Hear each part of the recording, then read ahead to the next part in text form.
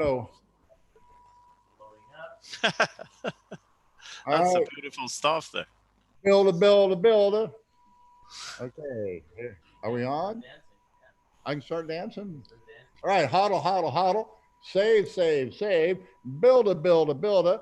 Sound money. All right, are we all? All right, guys. I try and start and end with my silly little dance, and the reason I do that is it's the way I teach Bitcoin. It's really simple. You want to hodl, and the best way to do that is just jump in there and then dollar cost average. It's probably not a bad time to just jump in it now at these prices for an initial purchase. Uh, and then we save, and saving means that we reward ourselves as we Uh, gain from the created by Bitcoin.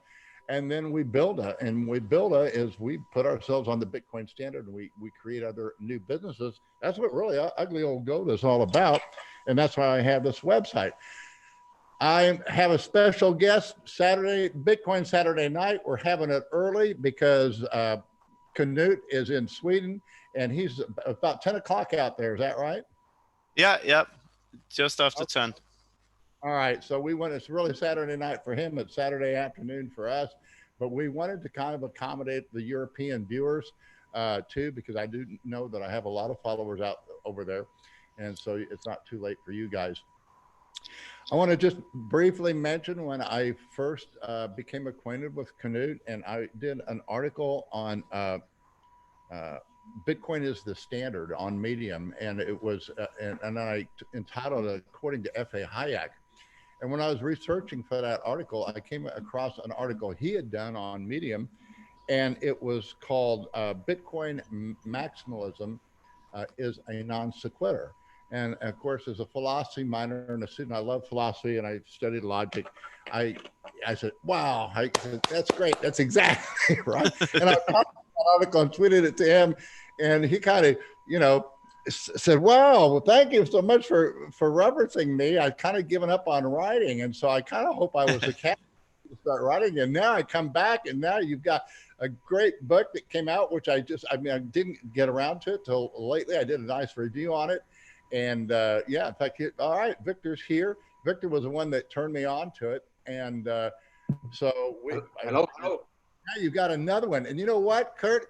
Just as I hope I inspired you to write, you have inspired me to do a book. So I'm going to be consulting with you on how to do it. And I figured it kind of came to me in a vision. It's going to be called ET, or equity trading, because everybody thinks I'm from a different planet because of my trading. I do look at things a lot different than most people. So anyway, welcome to the show. Tell us a little bit about yourself. Did I pronounce the name right? It's Knut Svanholm, right? Yeah, perfect. Do you have any good like Swedish, Norwegian jokes? Because I really, in my day, we could have racist jokes and they were funny. We didn't consider them racist or anything like that. So I think the Swedes and Norwegians are close enough that, we can actually maybe stop being PCs and make a real racist joke between the Swedes and Norwegians. Do you have any good ones that you might share with us to start out with? Oh, so you want to kill me in Norway, the first thing. The thing with the name Knut is that it's actually a lot more common in Norway and Denmark than in Sweden, at least for my generation. Hey, were you able to find, we said we're going to do this over Coronas. Were you able to find any Coronas? No, I didn't find any Coronas. I found some Czech beer here. All right. Well, but the Corona brewery actually shut down. They're not making Coronas. I think I got the last case. I had to go out and shop. Yeah, I heard about that they can't sell them in the US any longer. Which no, I've seen like empty store shelves where there are no beers except for the Coronas, because people don't buy them because they are really that stupid that they think that they will get the virus if they drink Corona beer. Right. Apparently. Or maybe they're just paranoid. Here we are. All right, so tell us a little bit. I mean, I introduced you how I got to know you. How did you get in all this? Because you're just a regular guy that's really become, Yeah. you're becoming a Bitcoin superstar because you really, you tell me what you think of this guy because you're the one that kind of turned me onto his book and what you think of that book, particularly Bitcoin sovereignty. Are you there? Are you hearing us, Victor? Hey, Oops. hi. Sorry, my connection is kind of bad right now. What was the question, Okay, I couldn't hear you. Tell me how you became familiar with Knut. Oh, I was I can I was listening crypto economy podcast with Guy Swan, and suddenly he started to read the Knut's book, and I got very interested, and I listened all the 5 chapters, and later decided to support him and buy the book, buy a copy of the book, a physical copy of the book. So yeah, very I like the book very much. I found it very easy to understand, and I think it's a very introduction book for people who are just starting with Bitcoin. So, for example, I gave the copy to my father, and he found it very easy to follow. Thank you very much. All right. So tell me, Yeah.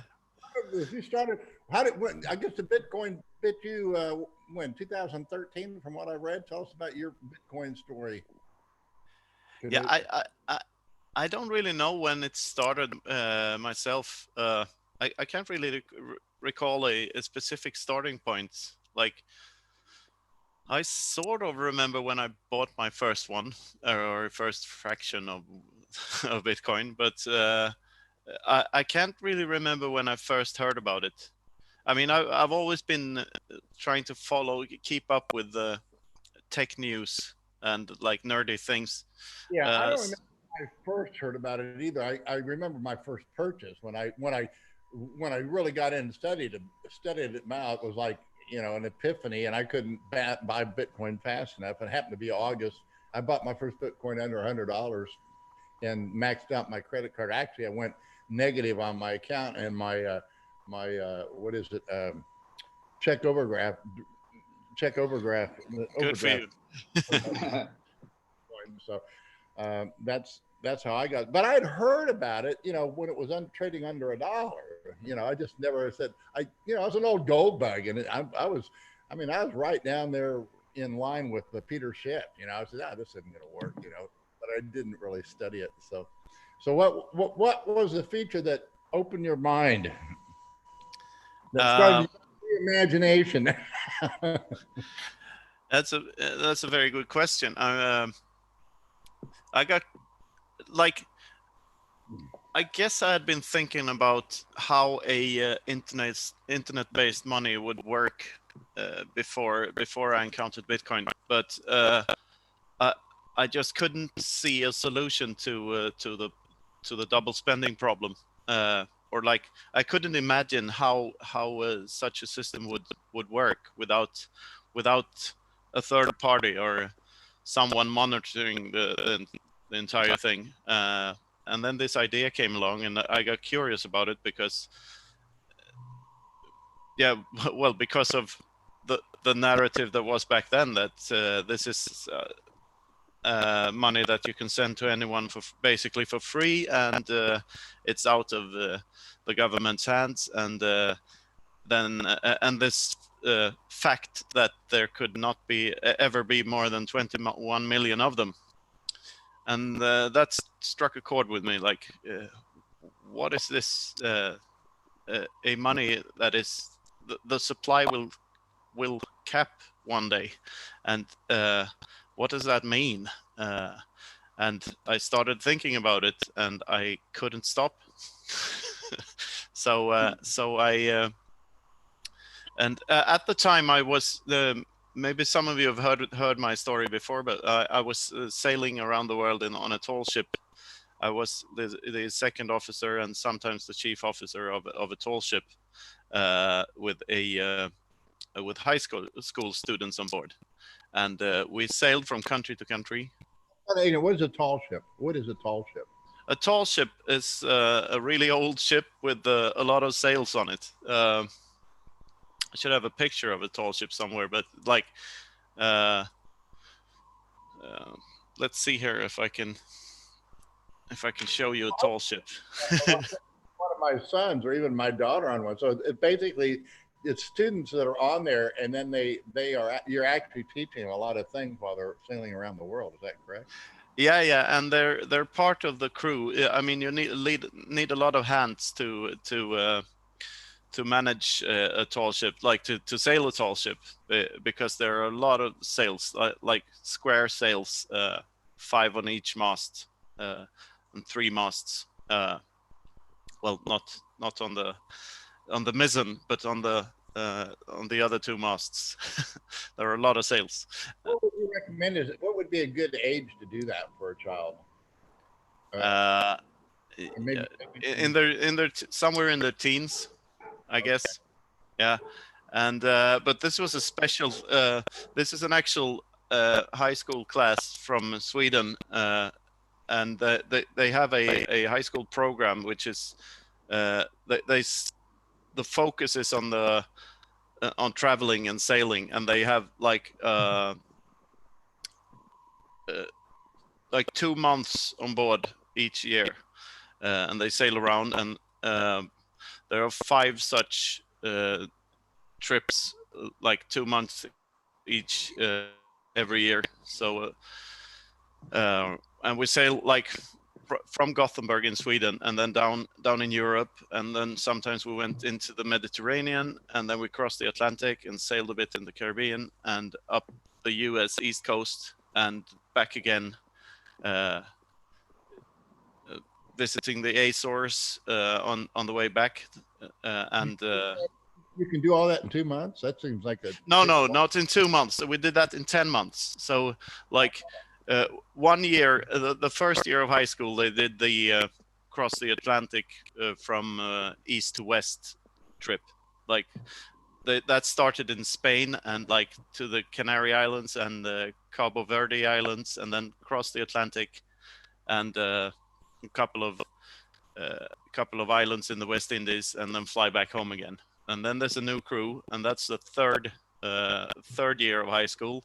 They sail up the U.S. coast and back again. But I'm missing something here. I'm missing the the first. Well, the second year they're out. They're doing the Europe trip. So it's a bit. Well, that's how it was back then. I don't really know the setup now, and the coronavirus has canceled that this year. So good, huh? Oh, why? They're not. They're out at sea. No, I don't know. Yeah. But the thing is, we stayed for 6 days in each port. So I got to see a lot of different countries, and I had been traveling quite a lot before that. Like I lived in Africa a couple of times when I was a kid, in Mozambique and Tanzania, but. This was I really liked the job because it was so because I didn't have a family then, and perfect, like bypassing the Swedish idiot winters and sipping drinks in the Caribbean instead. I really enjoyed that, and I liked the sailing as well. So, and it was so interesting. How many children do you have? Sorry? You have a family now, you say? Yeah. It's 2 children. Yeah.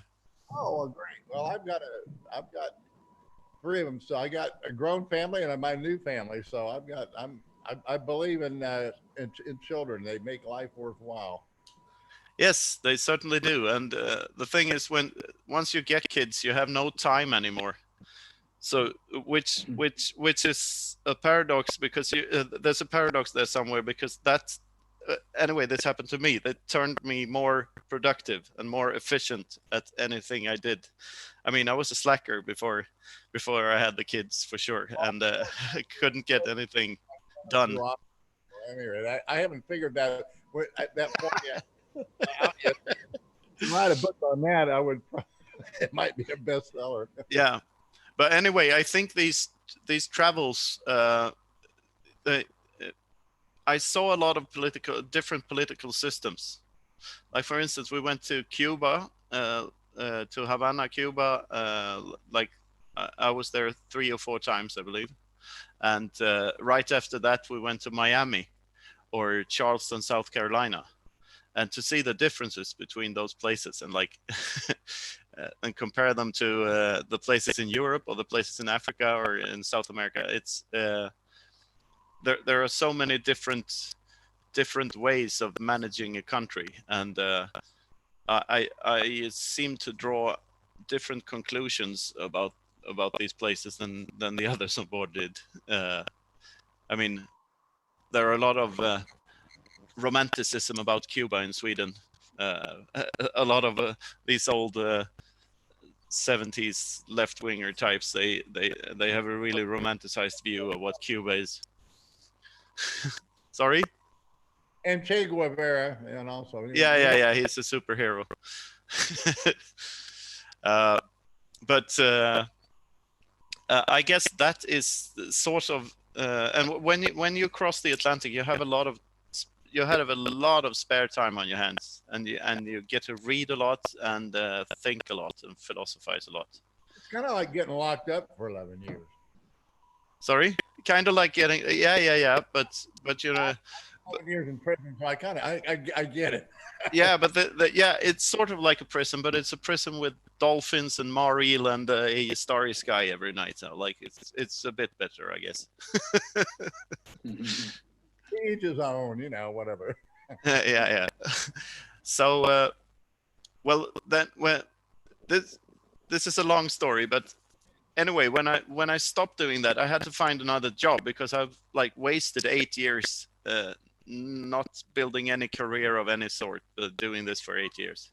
So it's kind of hard to find another job. But then I found this little other shipping company that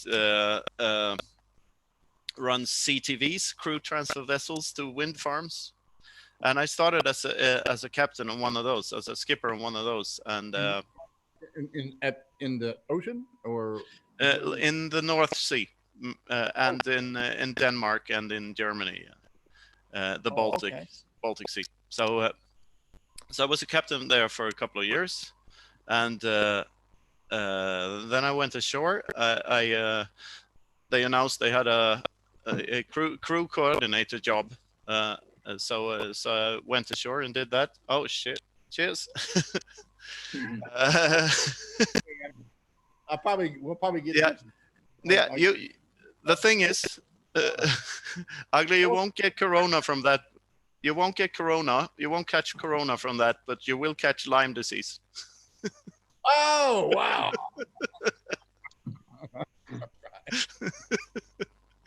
Anyway. We're going to be banned from YouTube just for that one. Yeah, I shouldn't even joke about it. Anyway, so I started doing that, and I'm whoa. And now I'm.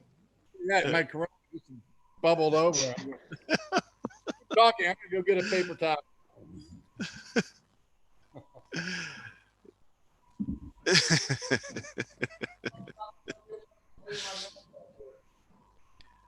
Yeah, I guess I guess this is why this show is called Saturday Night Live. Yeah. This is the live part, right? Yes.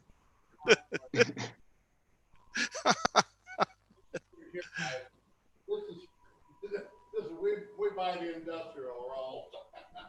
Oh, you stockpiled that? We always do. I have a family here in deal with, you know. So. Anyway, where was I? Yeah, I'm currently the crew manager of that company. So I had a bit of a career there, I guess. But sorry. They haven't shut you down. You're operating. You're. Yeah. Surprisingly few shut shutdowns of the vessels. The contracts are still running. I mean, the wind farms are still there, and they need to keep them up and running. So they limit the number of passengers or technicians they can take on board. From like they used to take 12 or 24, and now they do 6 or maybe 10 maximum. Which gives us even more work, because then they have to go back and forth to the wind farms even more. So, but anyway. In one way, we're learning to cut down a lot of fat in our operations. So you know what, this economy may not come back for a long time, because No. We did well with a third of the employees. Why do we need to bring back the rest of them? You know, that's a real conflict now in the marketplace. I was my goat lady just went to Tijuana this week to pick up supplies. You know, we're always worried about travel, but she didn't have any problems. But she did talk to some friends, and you know, they just informed us, you know, that hey, you know, we have no work, and we just spent, and we don't know what we're going to do, and so it's scary. It's scary. Well, and because you have to be, you know, you have to. That's why your book is so timely right now on Bitcoin Reimagined. People need to reimagine their lives. And, you know, there are booming markets. So we're booming with the mask market. So the first thing, the goat lady said, well, you know, I've got all these masks and people want them. You can make a lot of money selling masks, and because we're selling them at, you know, very low price, and people are double, you know, they're basically, you know, keystoning our wholesale price. And there's guys out there on the street making a living, good living selling masks. There's always an opportunity. There's always work out there. It may not be what you want, but toilets still get dirty. Yeah. You know, so don't fall for this crap. Oh, they cause, you know, it's just like guys that get blown out of the market. They blame the exchanges. Hey, if you get blown out, it's, especially nowadays, it's your fault because you didn't manage your funds. You know, you can only lose what you have on the exchange. If you can't lose any more, and if you had, you know, more on the exchange than you should have had, there's nobody to blame but yourself. So. No, exactly. What's that phrase from Game of Thrones? Chaos is a ladder. So, Yeah. Sorry, you're breaking up sometimes. Oh yeah. Yeah. Well, I'm not the technical guy here, and Juan that usually helps me on this, and he's doing a simultaneous show, so I'm kind of hopeful through this. So it's fine. I did a review, and I don't know if we put it on the YouTube or not. You can get it through Medium, but I had a lot of fun with your book. I don't know if you saw that with the review, and yeah, I love the review, man. But at the end of your book, you talked about, you know, well, you need to watch, you know, read Von Mises and listen to Sonata Third, which is, I guess it's the most difficult to play. I mean, I looked at that and, oh my God. Yeah, the two Ludwig Vons. That's how I introduced the review, because just to make it fun, and it does make it fun. One thing that I kind of came up with, guys, don't limit yourself. One idea that I've kind of come up with, if I do this book, and I, you know, apparently you did this book on, did you do it on Kindle? Is that what you told me? Or, yeah. Amazon Kindle, just as self-publishing. Tell me how you wrote this book. That'll be an interesting thing. How did you do it so quickly and online? The thing is, I started writing the articles when I was on this crew transfer vessel and was bored because we were moored to a windmill and just waiting for the technicians to come down. So we were stuck there for hours and hours, sometimes 8 hours straight. And so I started writing then because I was bored with games on my phone and like had nothing to do. So I started writing Bitcoin articles because I thought I had already taken the university course by then, introductory digital currency course. Really? They have university courses now on it? Yeah. Since a long time back, in the University of Nicosia in Cyprus have an online course where Andreas Antonopoulos was one of the teachers. so I learned a lot from that, and I started writing. Now I got all this knowledge. What am I going to do with it? I better do something, and then I started writing about it, and just for fun. But then you quoted my article. I remember this because you wrote an article with like Hayek and Rothbard and Saifedean and me, or something like that. I don't remember exactly. With the big boy. Yeah, like, so what? I'm here with a big boy. So I thought maybe I'll write a little more, and then I wrote an article about the importance of managing your own private keys when the Bitcoin Cash fork happened, and that got a lot of spin, and I got a lot of views and reads on that one. So I thought maybe I should continue doing this and do it a bit better. And then one thing, I don't remember exactly the correct timeline here, but I read Skin in the Game by Nassim Taleb, and that struck a chord with me. Get that. Skin in the Game. Yeah. The concept is like, if you have nothing to lose when you do something, you won't be as good as you could be. Like, so Right. so you have to have your ass on the line, so to speak, to actually accomplish anything, and that sort of fueled my creativity as well, because I need to not be scared of my of like putting my name out there. So anyway, I don't really remember when this was in the timeline of events, but the first thing I did was just to try Amazon's the Kindle's self-publishing thing out, was to compile the articles into a book. So I made see, I have it here. So I made this book first, just to see what it was like to write a book and to publish a book. Yeah, and I think I read the articles, but I didn't never review that one. So you have no, and it's pointless. Don't read it, please. That's it.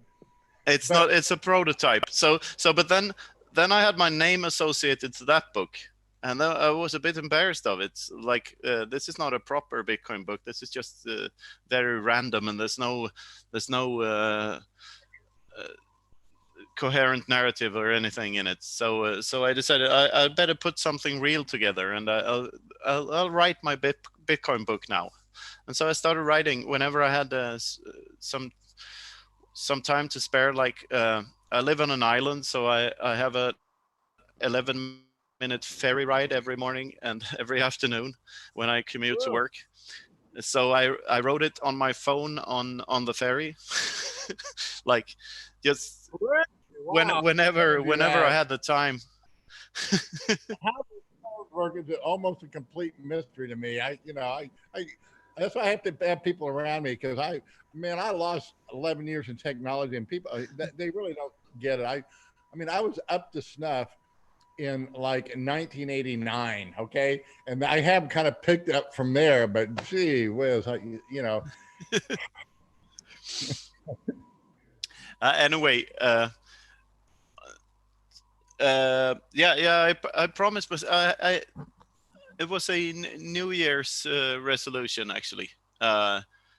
New Year's between 2018 2019. I promised myself to write a page a day till the book was done.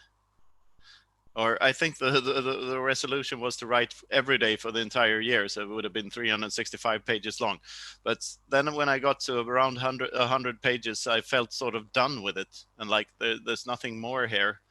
If I go on, I will just keep repeating myself, and I didn't want to do that. So I stopped and tried to make it look nice, and published it. And that was in May last year, or June, I believe. And then not very much happened with it, because I had a bit of an audience, but not at all as big as what I have now.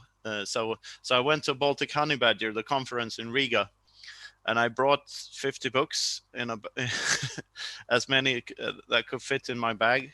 And I went to the conference. This is your first book, right? This is not Bitcoin sovereignty. Which one? No, Yeah. this is sovereignty. This is sovereignty. You mean, in other words, Bitcoin Yeah, sovereignty slowly. It didn't just explode. It took a while to catch. Yeah. And I'm kind of happy that I waited a bit, because the first edition wasn't very good. I've gotten so much help from the community, and I got some help from a guy that does not want to be associated with the book, which was really helpful, because he edited like 9 out of 12 chapters and proofread it. But then he didn't want to be associated with it, because he wasn't as libertarian leaning as the book is, or as I seem to be by reading the book. So okay, so I won't name him. It's only because of that, but I'm eternally grateful to him for doing that. And the community has been so helpful. But anyway, so that's the second edition, which I ended up with in Riga. And I gave it out to some key people there, and I gave out about half of them and sold the other half, and took some selfies with the Bitcoin celebrities, and like had a really good time in Riga, like everyone else has, you know. So as one conference I want to go to, I want to go to that one. I want to go to the one in Prague, and then I want to go. I'm hopefully everything will be up and running, so I can go to the Malta thing. You know, but yeah, they say that. You know, it's hard when you have a family and travel. It really is. You need to, you know. Yeah. It's rough, because I don't like to go at all unless I take my wife, and I preferably like to take all my children. So maybe we'll get there. Yeah, I was supposed to go to the Value of Bitcoin conference now in June in Munich, but that's canceled now, and it's going to be online instead. But the other week I got a request, so now I'm speaking at it instead, online. So it's working out fine for me. And like, I read your book. I'm gonna say probably months ago, and it was great. And I started working on the review, but then I got sidetracked. You know, just life is busy, and so that review should have come out 4 or 5 months ago when I first started, but I didn't. And then finally I got around, I need to finish this article. And then no I thought, problem. It was done. And then you got another one that's already come out. I go, man, it's a good thing I got it done. I got to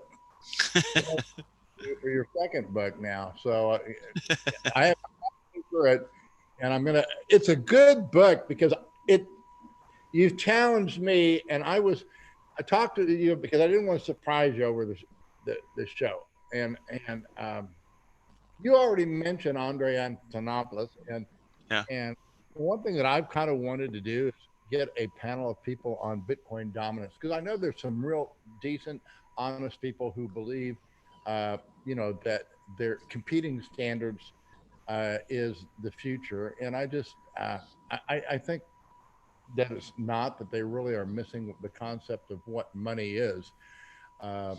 You seem to have got it pretty square, but adopted, unfortunately, a lot of, I think, bad ideas from some people that I think have questionable,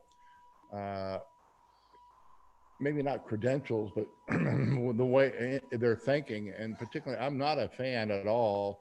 Whereas Mises is one thing, but I'm not a fan of Murray Rothbard. He wrote no, I'm not. And he wrote a book called The Case for 100% Gold Dollar, and which, if you read it carefully, he really advocates gold socialism. He would impose 100% gold standard. Anything beyond 100% gold standard is fraud. And he misses the innovation. You talk about, this is what I really like about your books, because you understand why Bitcoin is unique, and it's truly an innovation. And, I mean, I hope I do. We're really not laughing at all this. We are laughing at the shitcoiners, but there's a good reason for that, because they really don't understand the qualities of what sound money is. Now, also, for Bitcoin to become a standard, I don't think it will become a standard unless in conjunction with free market money, we also have free market banking. And right now, the banks in Bitcoin are just crap. I mean, the biggest banks in Bitcoin are the exchanges. And because of Ethereum and because of, I call it, Vitalik Buterin, who developed Ethereum, and I call it what we're going to see. I call it the exit, and I say that with again nothing's with me, so it's the exit, and I say that in honor of Vitalik Buterin because he coined the term Bitcoin maximalist. It was meant to be an insult. Of course, most of us adopted it, but I say it with a lisp and a weak wrist because that's kind of what it is, and basically all of the imitators have to compare themselves to the standard, which is Bitcoin, and that's why there's all this article. Well, this is better than Bitcoin. Yep. Yeah, they Yep. not arguing the features, but those are not those are the idea of Bitcoin's limitations is not a bug. It is a feature of Bitcoin. It is the feature. Yeah, and it refuses to change. That's the biggest feature it has. And the thing is, I think people look at this with the time frame is completely wrong, because if this is designed to work 1,000 years from now, and that's the way to look at it. Will it be if it becomes the Hitler's vision has been fulfilled through Bitcoin, so I guess that makes me yeah, but you get banned.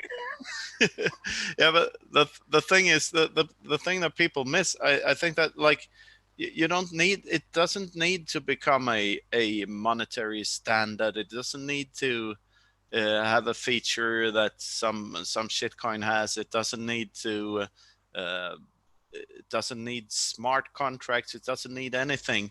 It just needs to keep on doing what it's doing now, and that is, in my mind, that is sufficient. Like if it can keep the 21 million cap, the difficulty adjustment, and all, like the basic things that everyone agrees on.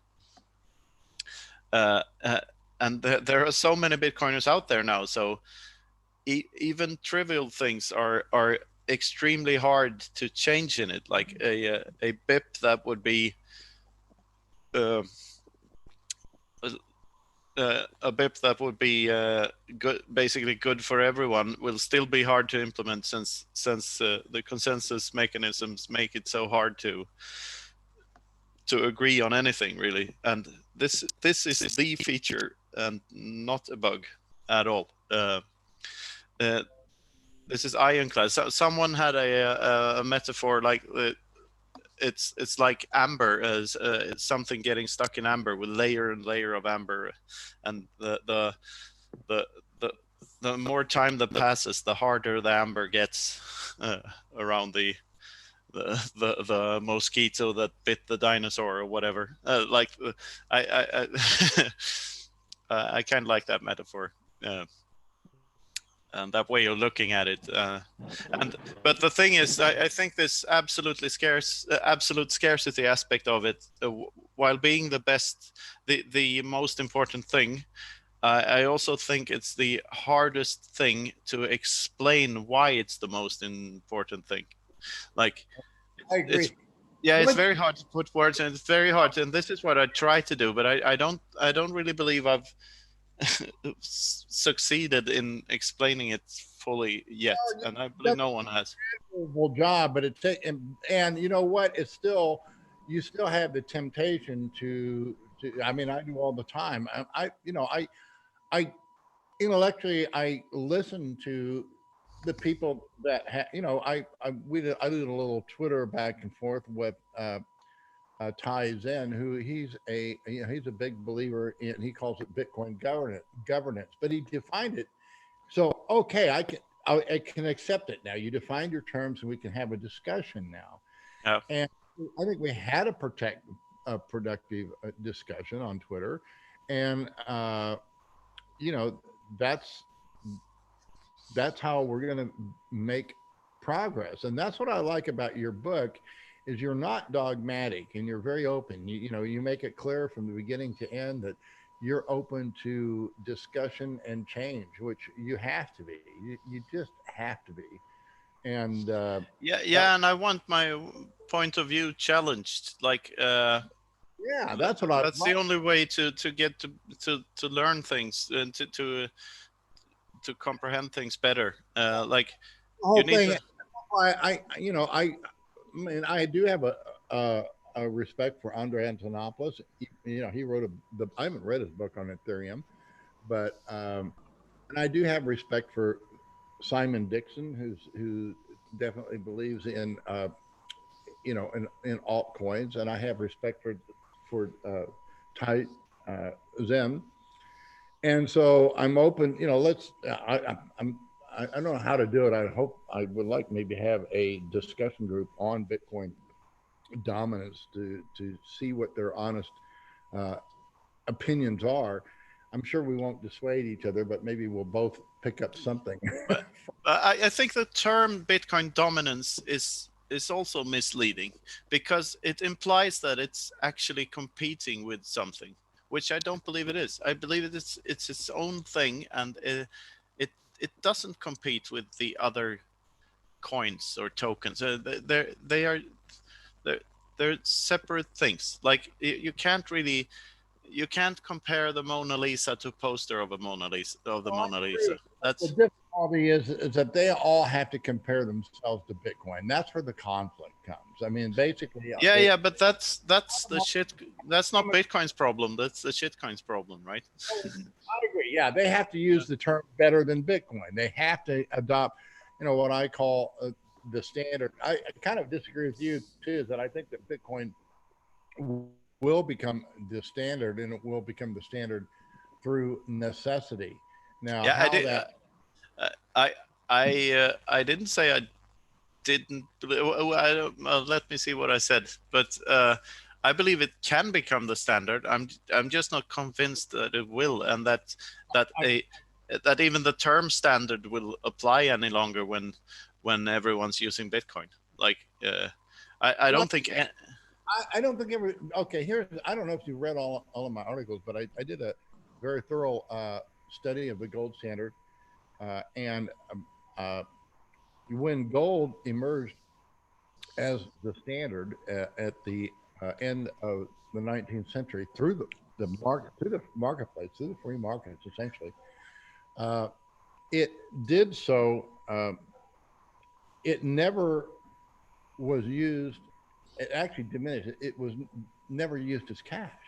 The only place that it was ever used as cash is where it was plentiful, and that was during the California gold rush. And because a cup of coffee was scarce and gold was plentiful, and so then it was used as cash. But the only people that really held gold were governments. Number one, governments, the banks, and the wealthy.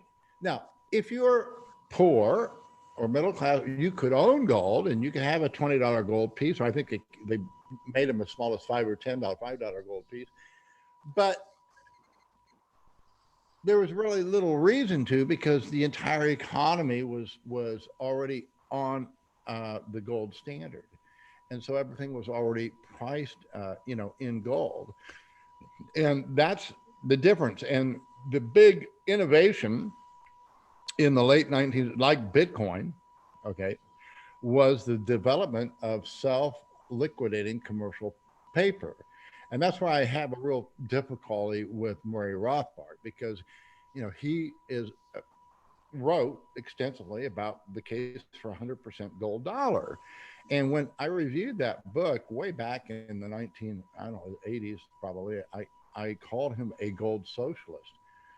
And when I did that, apparently I was a very small newsletter, but I was well read because, these guys were contacting me. Hayek wrote, Milton Friedman wrote me after I wrote that article. Oh, really? Yeah, man, I saw your article and called him a gold socialist. Well, here's my article I wrote about the gold standard and pseudo gold standards. So, and I'm not a monetarist. I mean, if you know Milton Friedman, he believed in inflating the currency at a fixed money supply at 5%.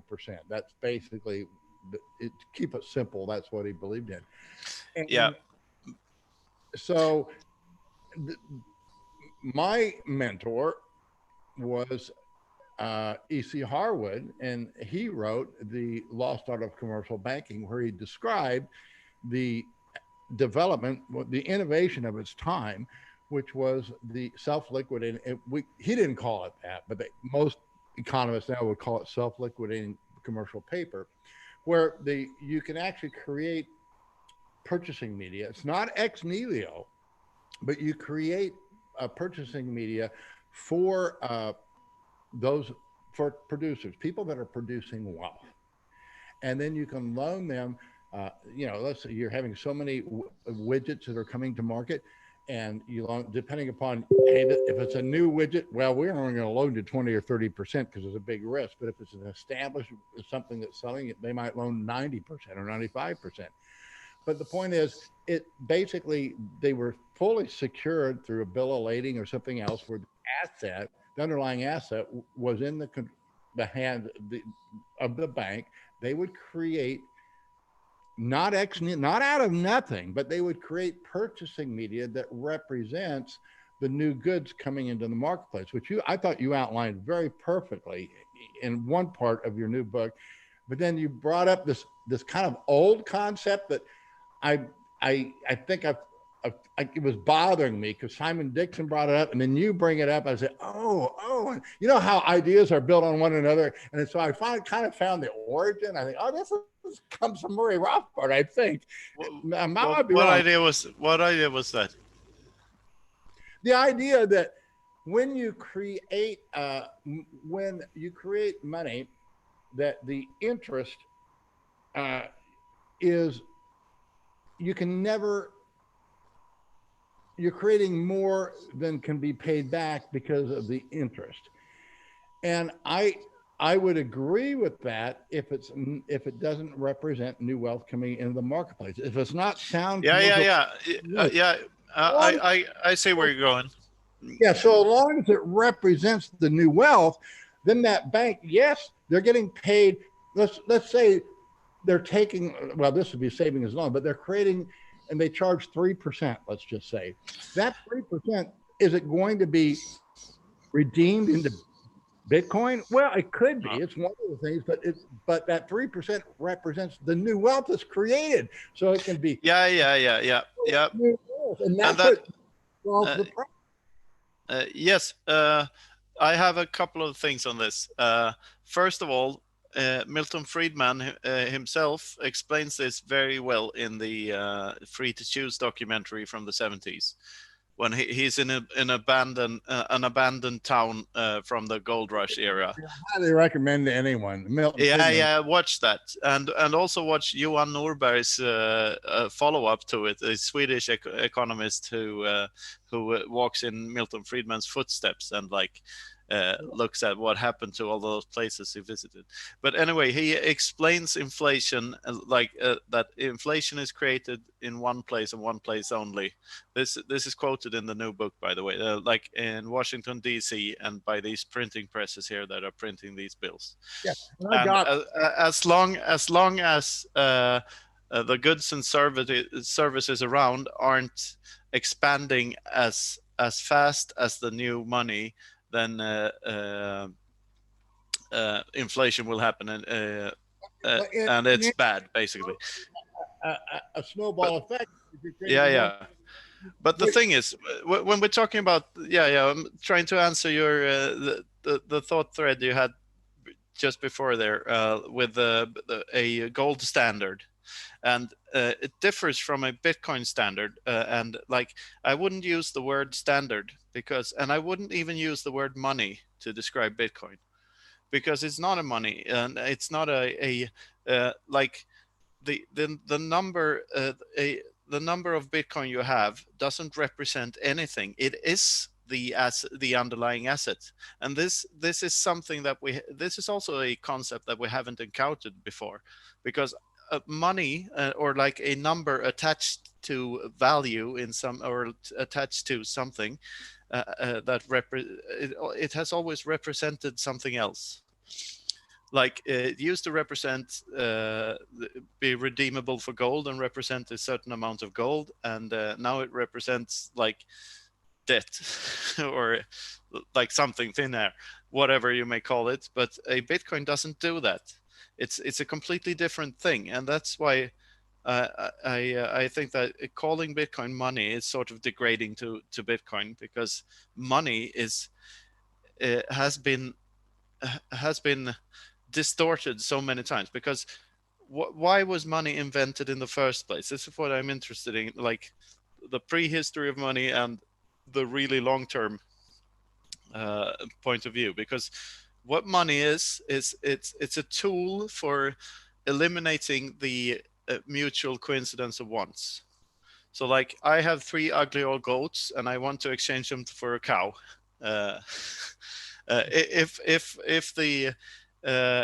the owner of the cow would like 3 ugly old goats, a trade will happen. But it requires a mutual coincidence of needs, right? The straight old barter. And what money was in the first place, and what it was meant to be, was just to mitigate that, and to have something that represented the value of the 3 goats. And this is why it's so tricky, because value isn't an objective thing, it's a subjective thing and an intersubjective thing. And Bitcoin is the ultimate tool for this, since it's absolutely scarce. That's why 1 cow is worth 3 ugly old goats. You got that. I couldn't resist. Anyway, that's that example is in the new book. You haven't gotten to that chapter yet, but it's in there. The word ugly isn't there. Ugly old goats in there? Yeah, I have 3 goats. 3 goats as an example, not ugly old goats, but 3 goats. Not ugly old ones though. No, I call them bearded carnivores or something, or omnivores, bearded omnivores. You should get a goatee, by the way. That's a good idea. I think I'll do that. Anyway, the thing is, Bitcoin is such a complete different beast, because when you say that a standard, that implies that an institution could even own Bitcoin, and I don't even know if they can, because a specific person has to control the private keys.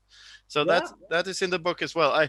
I imagine I got to that part, and I'm glad you brought that up, because I wouldn't have even.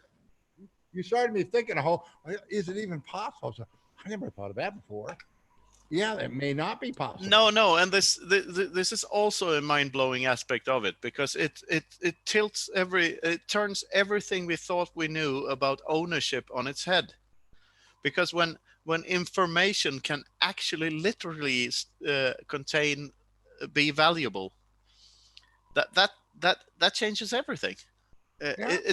And it turns value and it turns ownership into something completely personal, and it cannot be divided between people, right? Of course, you can have multi-sig setups and all of this, but that's all voluntarily done. Like you can't force anyone to set up a multi-sig as easily as like taxing people. I mean, this is such a brilliant tool, and I hope I can at least trigger these thoughts in people, like what does this actually do? And like people are worried about how to file their taxes, and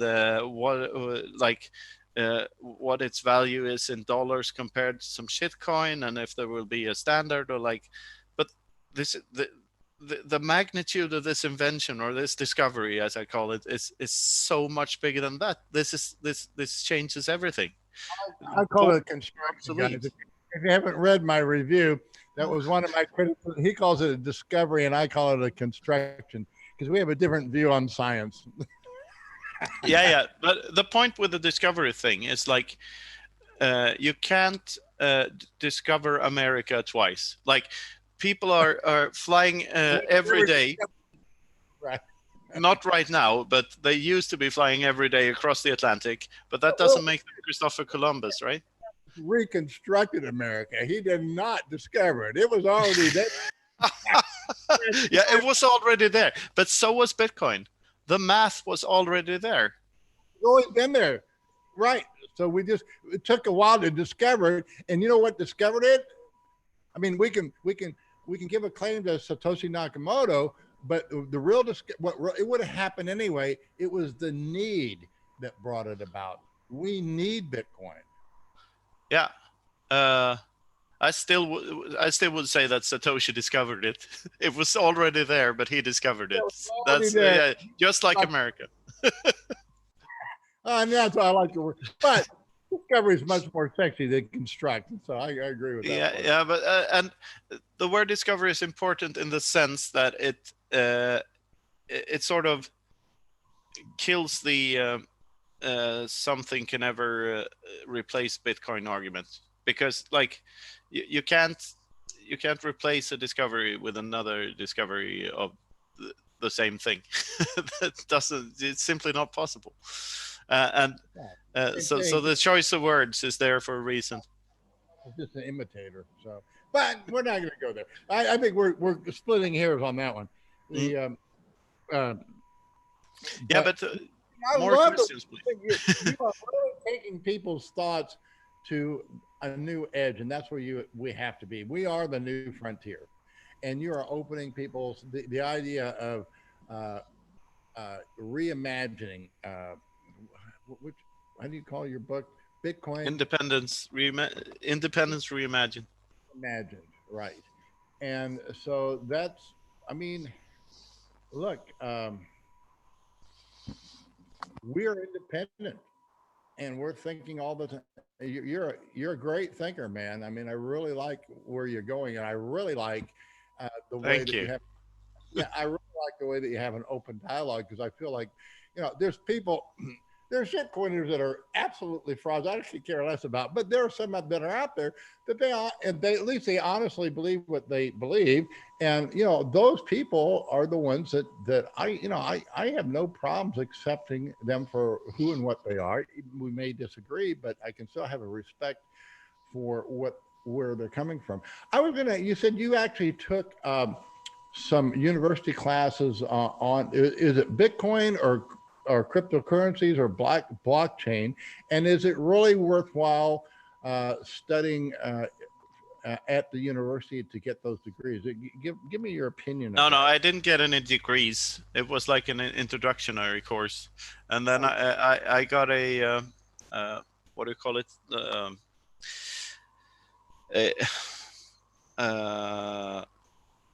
I'm looking for a word here. Like they discounted the price for the entire course because I did well in the introductory course. What do you call that? I'm just losing the word here. A scholarship, right? Okay. Yeah, and but I thought, like, why should I pay all this money to get the entire university course here when I could just stack sats instead, or do something else? I mean, I'm too old for this, and it was a bit too risky. So I started writing instead, and I've never regretted that. No regrets whatsoever, because I don't think a university. You're an inspiration to me, because I hope I inspired you a little bit. Yes, of course you did. I want to do this book. I mean, I don't know much, okay, and I big believer in specialization, of skills and knowledge.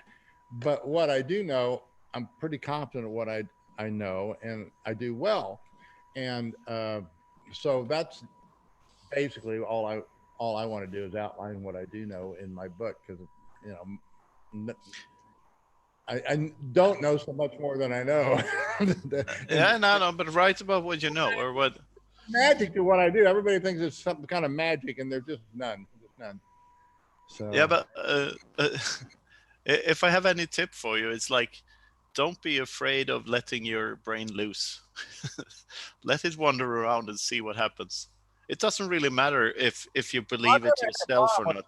point that I get careless. So yeah, Yeah, but it doesn't really matter how if you have an ironclad belief in what you write, as long as it provokes thought in the reader, I believe.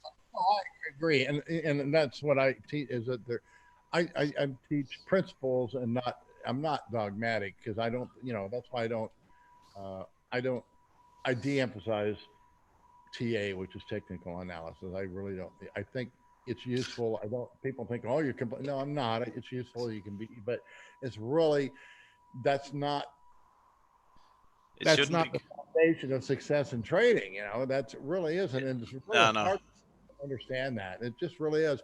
But you've got the concept of what Bitcoin is, and that's why I said I tweeted out. I can't use this thing, and maybe if Victor's still on there, he could bring up. I did a tweet on one of the quotes, a quote that I took out of your book, and because I thought it was very foundational to what I teach, and it's just uh, I do think that truth is obtainable, and it's not easy, and it's not popular, No.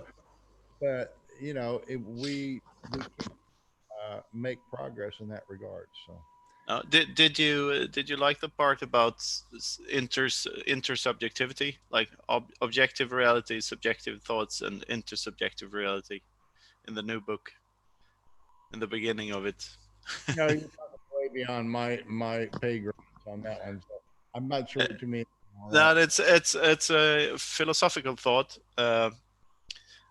about that like you have reality, physical things, stuff, stuff in the real world, and then you have subjective things, which are opinions and thoughts and whatever else. Yeah. But the thing that humans have that don't that other animals don't have is subjective reality. Like we believe in stuff. Like millions of us believe in the same thing that isn't really real, like a religion or a nation state or even money. They are merely constructs of the human mind, and they're not in physical reality, in my mind. And like there's a distinction that one could also argue that everything is in your mind, but like I'll challenge you that a little. yeah. That would be my view, my premise, my biases Hmm. is that number one, we are created in the image of God, and so Yeah, but yeah, well, we we can differ. define what it is. So let's go.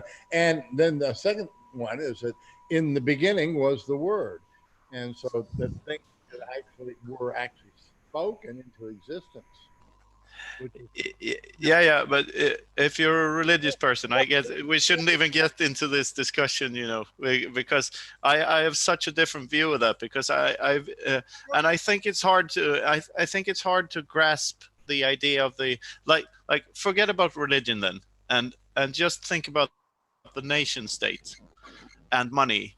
What are they except for ideas? What makes them real except for human brains thinking the same thing about them? Nothing, right? There's nothing physical about them. The idea of a nation state is just that many people at the same time believe them to be true and well, actually in why? reality. But I would ask you this then: why did everybody think that they're true? And I would say because we were not created with a blank mind. We had a basic program there, and I would go argue that that, you know, I'm not an anarchist. I'm really not. No, no, And I do think, for good or bad, me that, neither.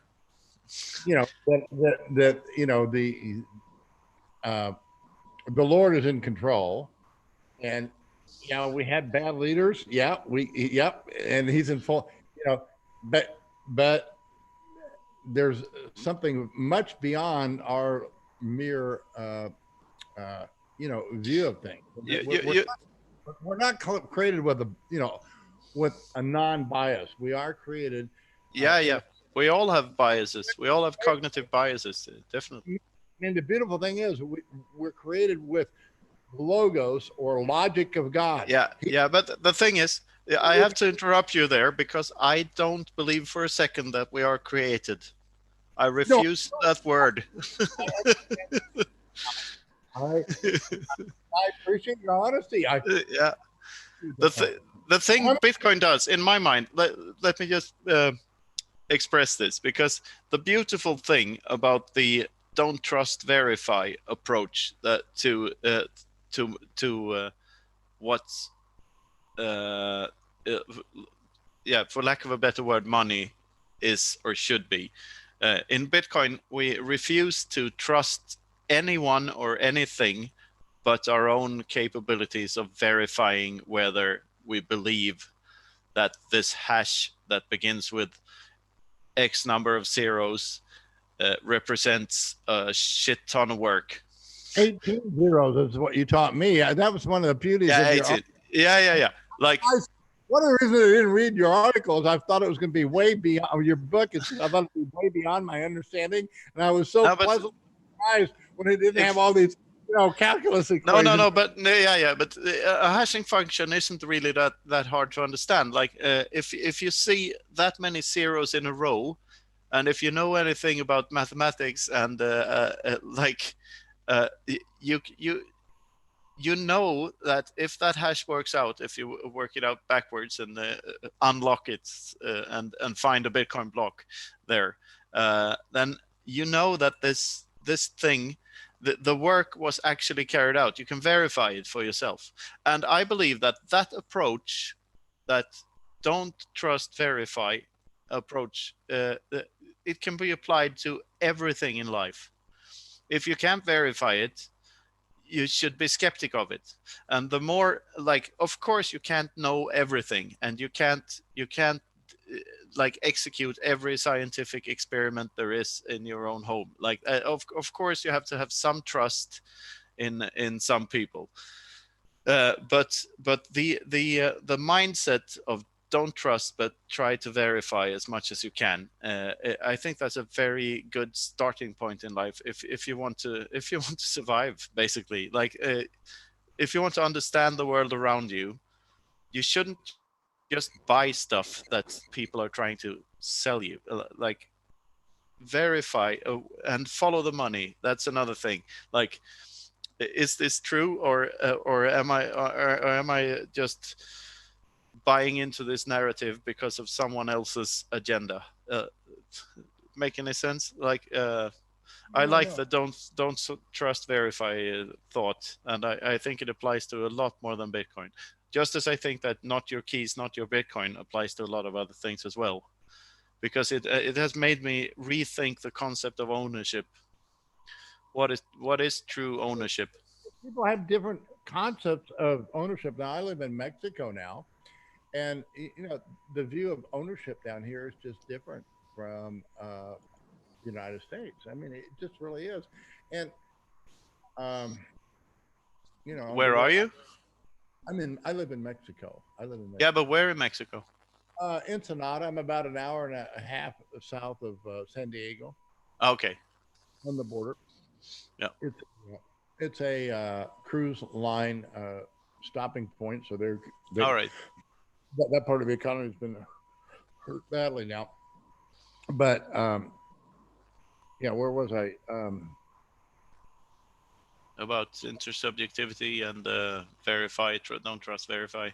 I mean, yeah, but I did lose my train of thought.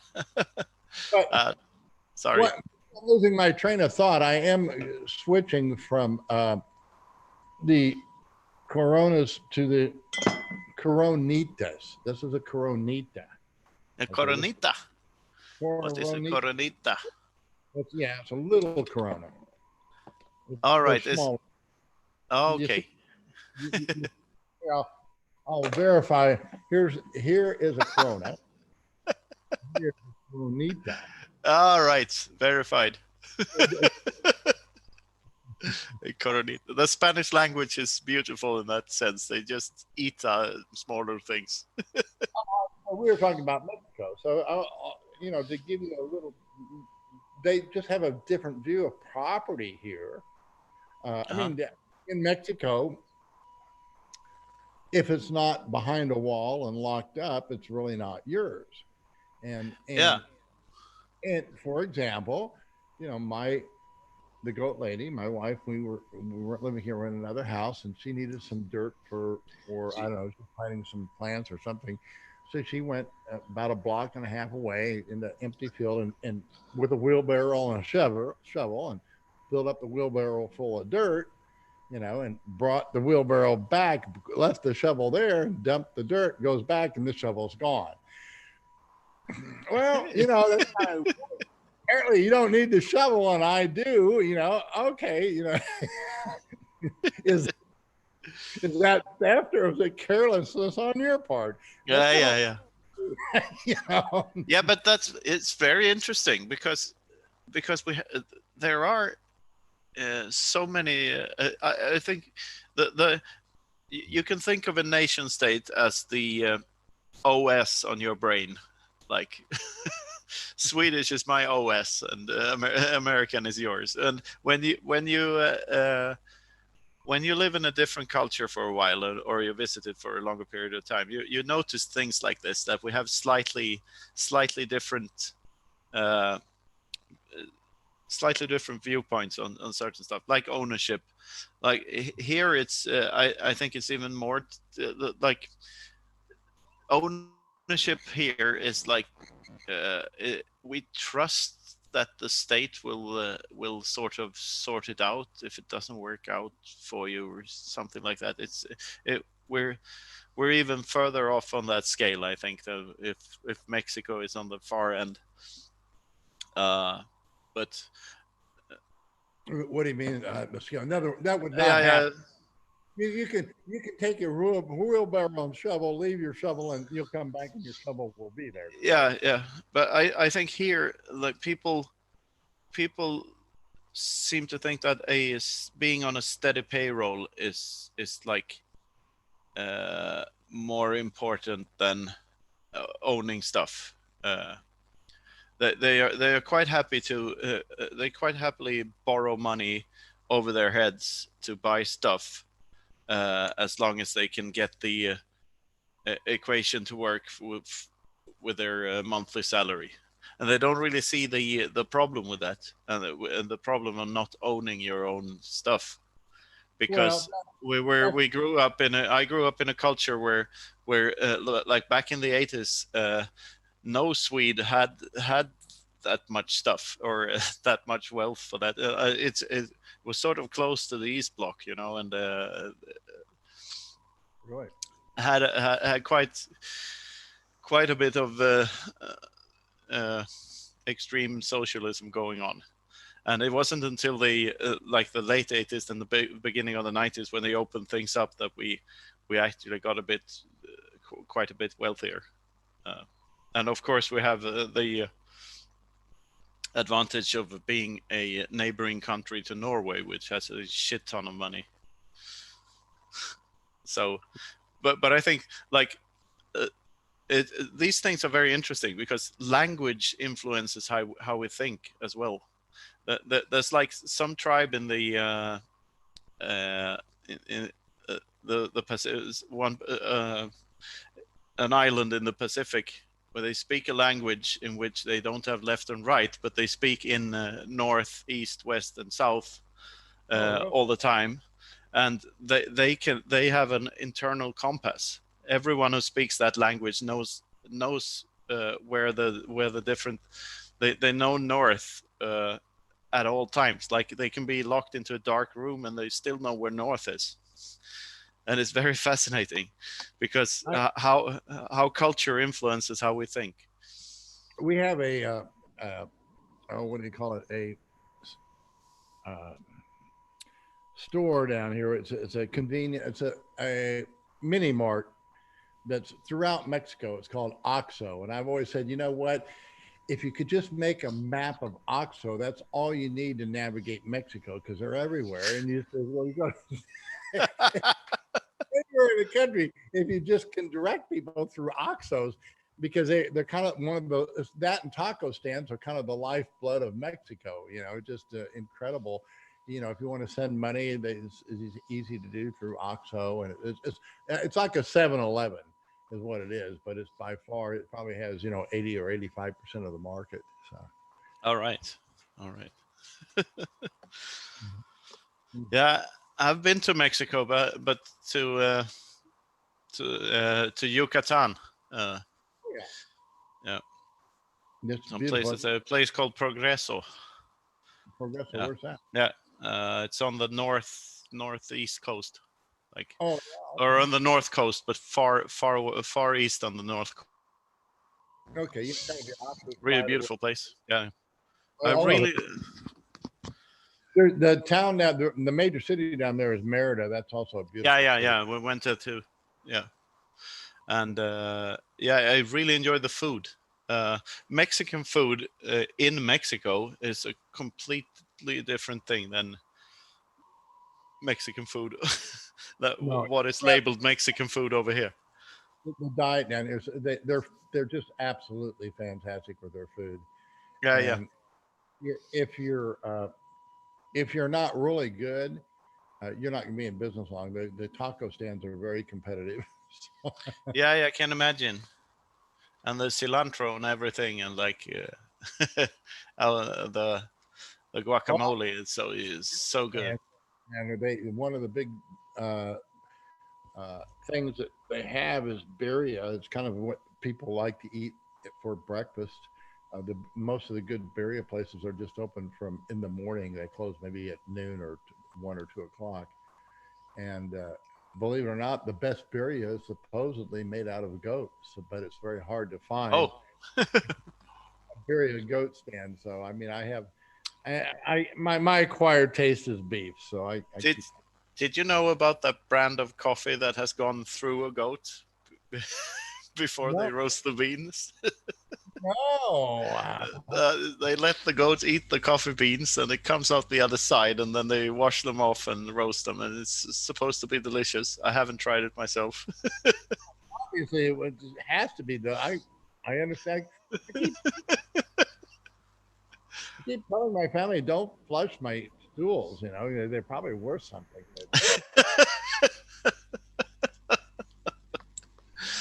Oh yeah. Oh, so nice to finally talk to you, man. Oh yeah, and you too. Yeah, lots of fun. I wanted to do this, and probably time to go.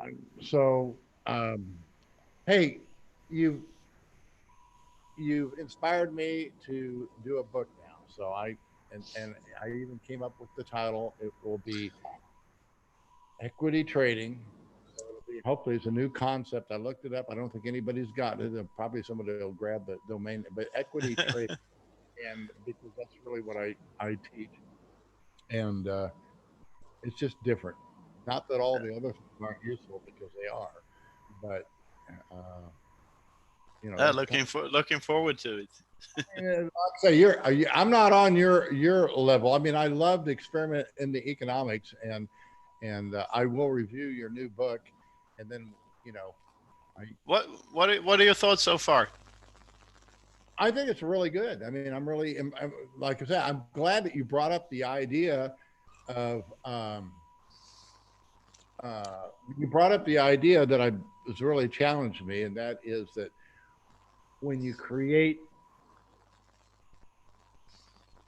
when banks create interest through fiat, and I agree with that if they're creating money ex nihilo, but I don't think that. I think the exception is That was the innovation of the 19th century, was the self-liquidating commercial paper. If you're creating it and it represents new goods coming into the marketplace, you Yeah, don't have yeah, that that because won't they're affect price.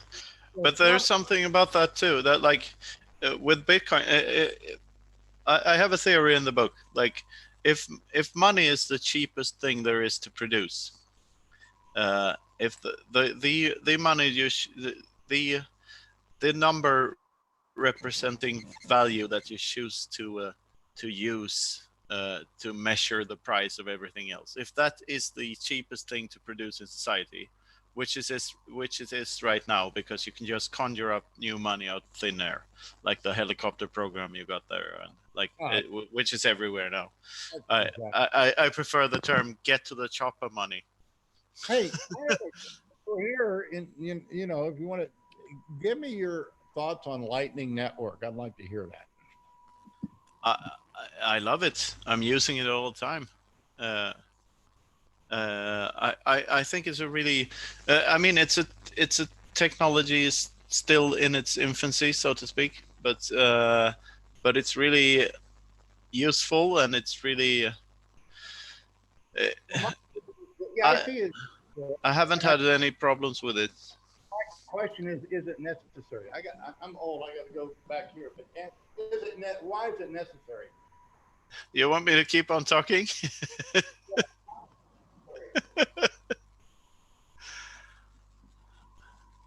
All right, Saturday night, and I'm live on YouTube. Fantastic. My thoughts on Lightning Network.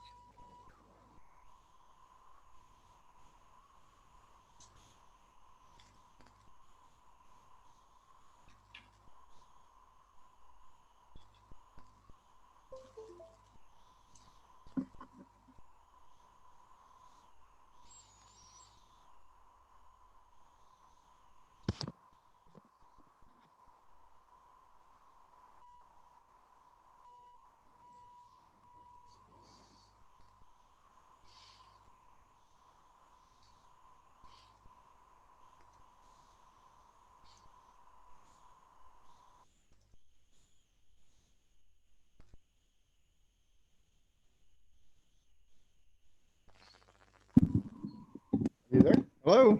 Yeah, I'm here. Why? My question is, why is it necessary? I mean, I get it. I have not used it. I probably need to start. But why is it? My question is, and I get it to a degree, but why is it necessary?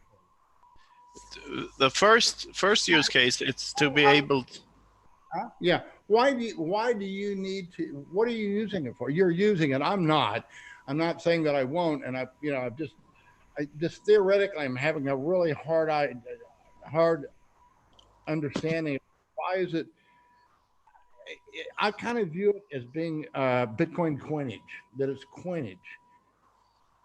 no, but like it has all the advantages of like to begin. The first thing is like Bitcoins are scarce and they're divisible in. You can divide a Bitcoin into 100 million satoshis, right? Right. So one day there will be very few satoshis left because all the other Bitcoins were wasted somehow or burnt. Like the total amount of Bitcoins in circulations will go down eventually. So an innovation that makes it possible to split sats into smaller parts is important for that reason. Like now I'm talking 1,000 years from now. So in my mind, that has to happen sooner or later. They have to be more divisible than 100 million per Bitcoin. And I understand that part. Yes, and then the second thing about that is that is also necessary, and transactions need to be able to come through faster. If like this is like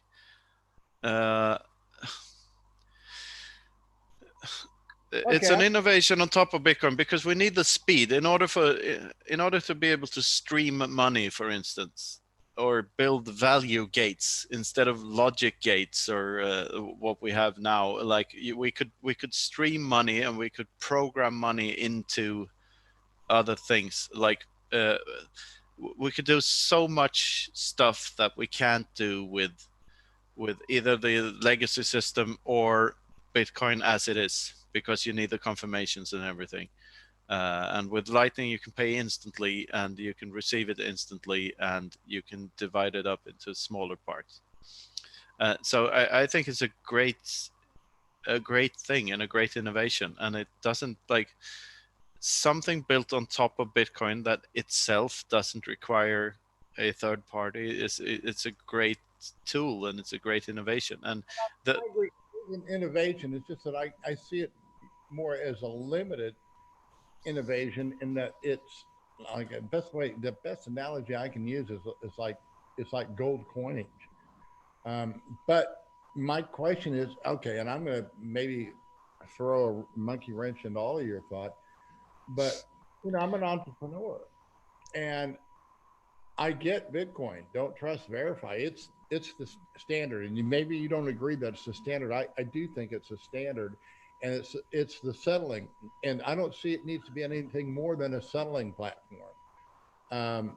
Because yeah, I agree to that. I sort of reluctant to use the term standard, but I agreed with everything else. My view is that I'm an entrepreneur. So I am constantly using trusted third parties. Now, some third parties are more trusted than others, and and some of them you trust for a long, and they fail you. I mean, that's part of the entrepreneur's risk. Yeah. For example, one trusted third party that I have is the trading platform BitMEX. I think it's absolutely the most innovative trading platform that's ever been developed, and it was done completely in an unregulated environment. They had all these. I got burnt on every other exchange when they go under. I had balances with them, and so it. But I every time I say the name Arthur Hayes, I take my hat off to him because I as a trader, I understand the innovation. A lot of people don't. They think, oh, he's just screwing it. No, he's not. You don't understand what he's done, and why the CFTC is really the regulated exchanges that realize they can't compete with this guy, and so they wanted him to join the club. Hopefully, he never does. But the point is. You do business with trusted third parties, and even that's one of the what is the name of that? The new I can't remember the name of it. There's this new consortium of people between exchanges that do transfers. I can't remember the name, but at any rate, banks back in the 19th century, they were semi-trusted third parties, and they created their own clearinghouses. And when a bank became less trusted, then of course their banknotes would be redeemed for the standard, which was gold. Gold was simply used as a clearing mechanism, and that's what I see emerging. And from all I've understood from the guys that are experts in cryptography, a blockchain is not necessary for. In fact, it's counterproductive on almost everything except money, except Bitcoin. That's why Bitcoin is so unique. That's why it's such an innovation. And so, that's all I'm saying is. I'm not saying that Lightning Network is not valuable and doesn't have a place. It's just that I see it as being limited, and that's why, in my view, for Bitcoin to become the standard, we have to have sound commercial banking as well as just Bitcoin. It has and I think that's what Hayek was writing about. He was writing about when he wrote about denationalizing of money. He was talking about not just money but also banking, and I do think they're inseparable.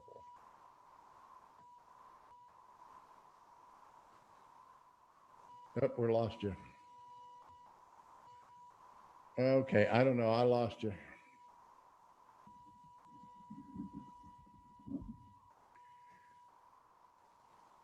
I'm not hearing you.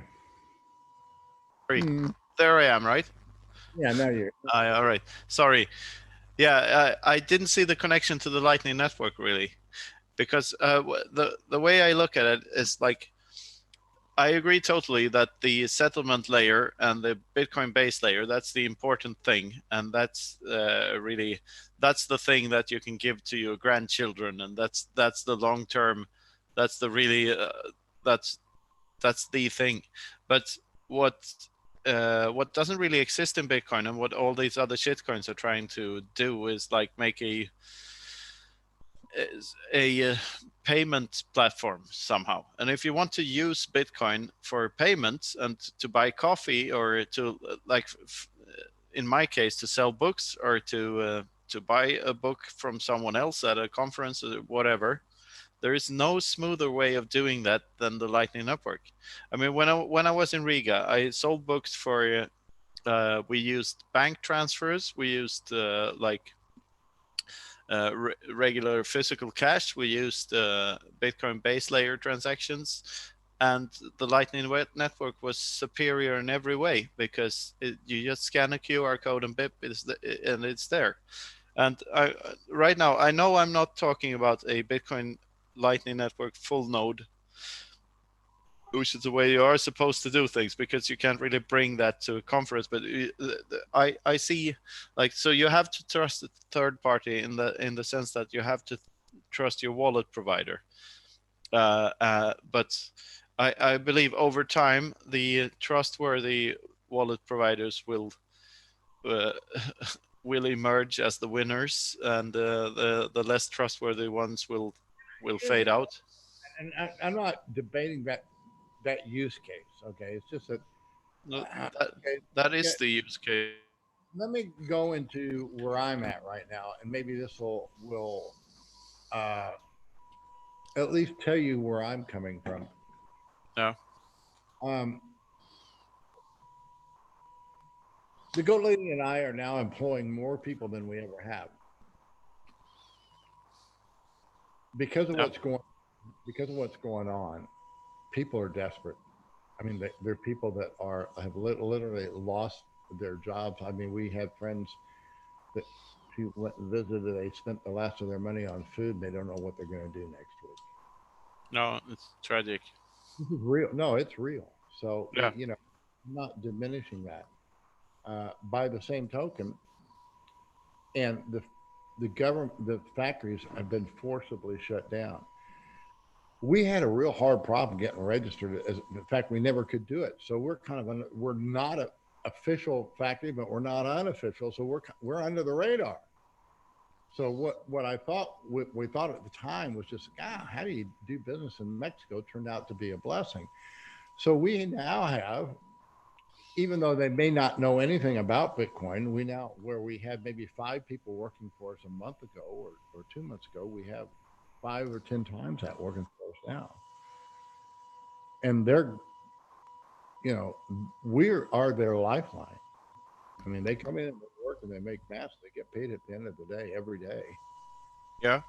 They're on the Bitcoin standard. They may not know it, but they're on it. But wouldn't could you pay them with Lightning?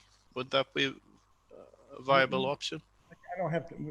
They don't get that. They're looking to buy, beans and rice to eat tonight. You need it's that.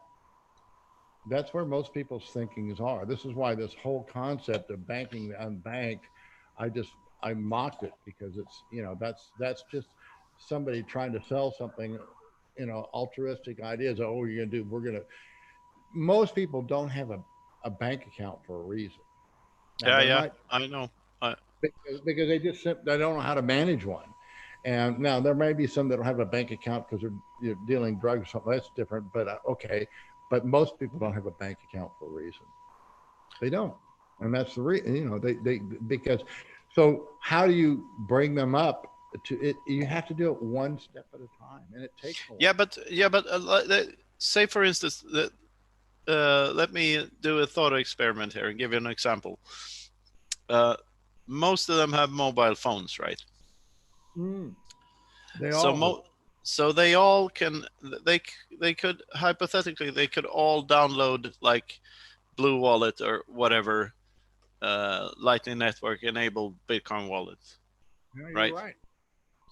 Well, that's Yeah. probably my weakness because my problem is I'm not up to snuff on all the technology. I mean, I got all these fancy phones, but I don't No, know how to. me neither. I'm not a technology guy. Like that's not where I'm coming from or going to in this. But I'm not a I don't come from the financial sphere either. But I do try to see solutions to problems like this, and like the use case for third world countries, as they used to be called. That's probably politically incorrect now. I don't know, but the use case is the tagline used to be, and Andreas Antonopoulos was a lot is onto this a lot as well. Is like this could empower people in bad countries, basically. So if you're in Venezuela or Argentina, you have something to hedge about against the crappy currencies that exist there, and this without the Lightning Network, they can own Bitcoin and like hodl Bitcoin and like maybe escape the country 5 years later when they have gone up 100 times in price. But without the Lightning Network, they can't really use Bitcoin to transact with each other because the fees will eat it all, and the fees are going up. They will be more expensive after the halving, and this is a good thing. And people, Bitcoin was designed this way because you can't have it any other way. It will always cost you something to do an on-chain transaction, and that's like, but it's like beaming gold from a vault in Scandinavia to a vault in Mexico. So that's how I see it. My original question. Yeah. What was that? My thoughts. Why is it necessary? I understand a limited use case. Yeah. Why is it necessary? For example, and let me give you now. Maybe it would be worthwhile and cost efficient, but it seems to me. Okay, you've started. We, as a Bitcoiners, we are all starting to realize we need to have an income stream as much as we can into Bitcoin. We want to be receiving paid in Bitcoin as much as we can, and less in fiat. Okay. So, and that's a given. That's what we're shooting for. So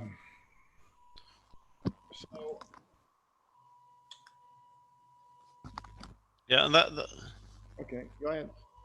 that's where I think the Lightning Network comes in, because like when you talked about that the store on the corner in every corner in Mexico there, if he is ever to if anyone working in a small hole in the wall store in Mexico, he's never going to accept Bitcoin if it costs him a dollar or two per transaction.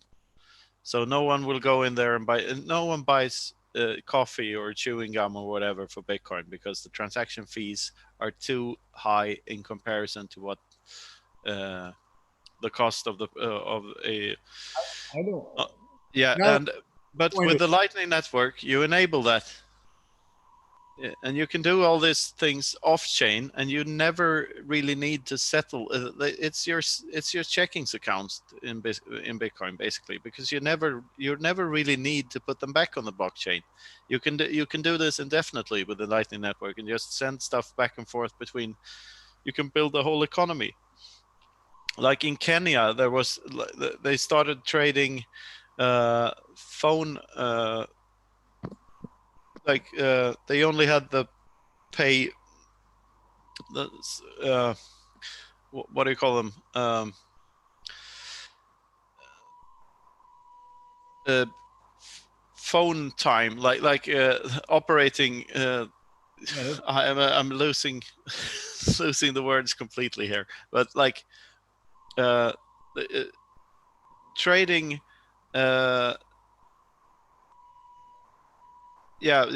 Mobile operating time became a very big thing in Kenya. It took over like half of the economy. Like people were trading hours with a what's the word I'm looking for? What's it called? A paper. Sorry. Minutes. In the United, we call them minutes. Yeah, just minutes or hours of call time. That became an economy in itself. Anyways, sorry about the little distraction there, but I think that this is what the Lightning Network enables, because if if every poor person on the planet just managed to get like $100 in Bitcoin somehow before the fees are too high, and they took half of that and put it on the Lightning Network, they could use that to trade with each other and trade in a sound money environment and build a better economy. The Bitcoin standard, it's all going to be free anyway. In other words, what I foresee is, for example, you are getting more and more on Bitcoin. I am. I know other people that are, and we're not even going to need Lightning to clear. We can do this. I mean, everything can be done more efficiently on a centralized platform, and basically the merchants pay for it.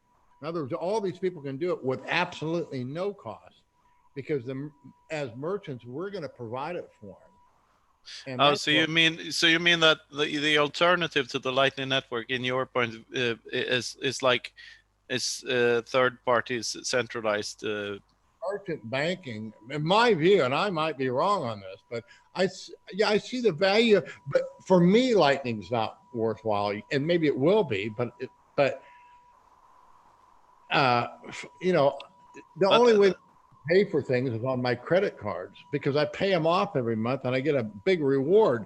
I don't want to pay anybody in Bitcoin. Now, I have suppliers that demand Bitcoin. The problem that I have with it is they want Bitcoin based in the US dollars. Well, I'm sorry, but I don't want to do that, because I'm in Mexico. Bitcoin's worth a lot more in Mexico than it is the rest of the world, as it is, not the rest of the world, but the US dollar rate. And so but all these third parties can be shut down and regulated and whatever. What? All these third parties, they can be shut down and regulated and whatever. If you have a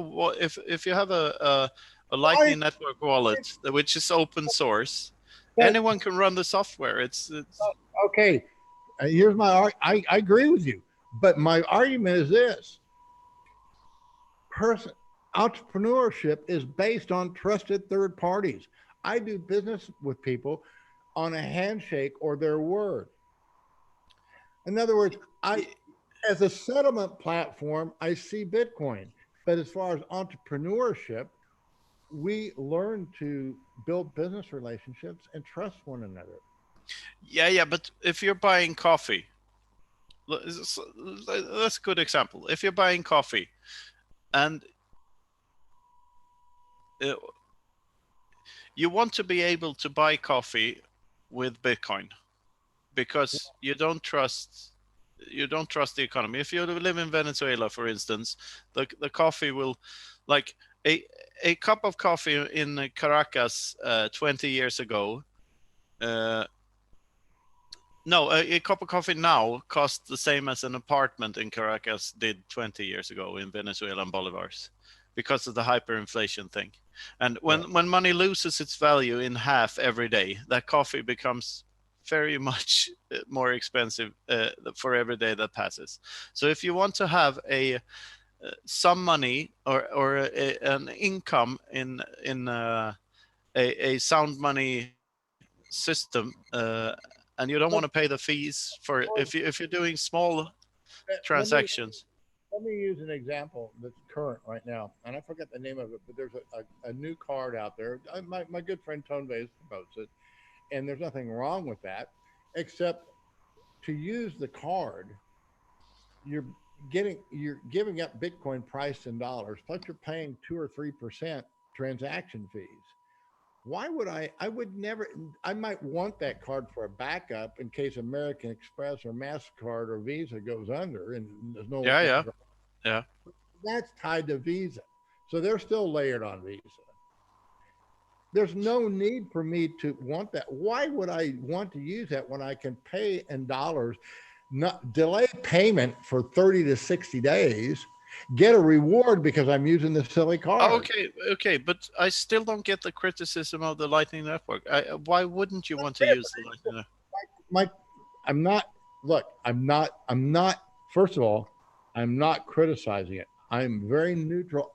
My question, I'm not saying it's not useful. I'm saying it's very limited in its use, that I consider it the same as kind of cash, Bitcoin coinage. It's kind of where I view it. And it's just not, from a economic point of view, it's not efficient or really that useful. I know everybody wants it to be, but why not? Practical entrepreneur, and I have very little or no reason to use it. Why would I ever want to use it? Okay, let me answer that then. But not to pay for people on it. Why? No, but to receive payment in Bitcoin. If you're a merchant and if you're hooked on the Bitcoin thought, why wouldn't you want to take Lightning payments and bypass every third party there is? And I don't have my website going where I'm selling small items like hats or stuff like that. Stuff like that. What I sell is a subscription, which is much larger. And I just, I took PayPal for a while, but we stopped that because it just got to be a mess. I had to charge twice as much because there would be somebody wanted to get all my trading record, and it wasn't bad. Only about 1 in 4 would charge back, but I don't want to play that game. Look, when you subscribe, I give you my whole track record, everything that I do. That's what you're paying for. And so why, I just don't want to,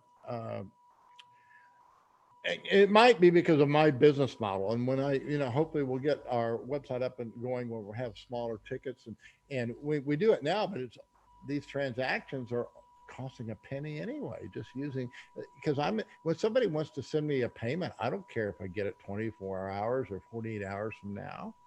And the only time that timeliness is a factor is if I need to make a margin call on an exchange, then I'll pay the full. Yeah. So maybe it's not for you then, but for someone selling coffee, it's a very good tool. Paying a penny using the Bitcoin network, and it takes me 2 days. How the only difference is I paid nothing on. Is it nothing? As I save a penny on Lightning, and it takes me. Yeah, the last Lightning transaction I did, I paid 30 sats for. 30 cents. 30 satoshis. That's nothing. Literally nothing. Okay. Right now, it will be in 1,000 years, but 30 satoshis is a very, very small fee. Right. Which is not cents, it's 30 satoshis, which is it's a fraction, a minimal fraction of a cent. Okay. Like, I don't have the exact number in my head, and I can't do the calculation that fast, but not anal yet, I get it. Maybe so. Okay. Yeah, they're basically free. The transactions on the Lightning Network are basically free, and they're instant. I mean, really instant, under a second. Okay. Yeah. So if you want to use Bitcoin in real life for real small, like to buy coffee, that's. So it's something in the future that might be much more useful, maybe in the future. But. Yeah, and especially for developing countries, because that's where where we could really build another, like, instead of having a black market in Cuba using US dollars, you could have a black market in Cuba using the Lightning Network. And the black markets in Cuba or Venezuela or Argentina, they're or in North Korea, like wherever there's you don't trust the government and there's a need for a black market, it's very useful. Yeah, I'll be back too.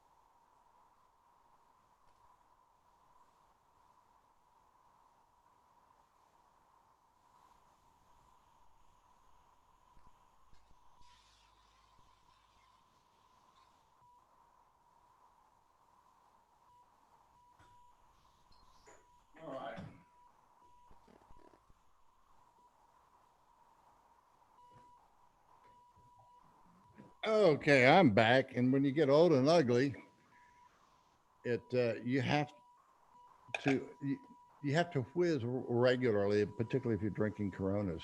So there.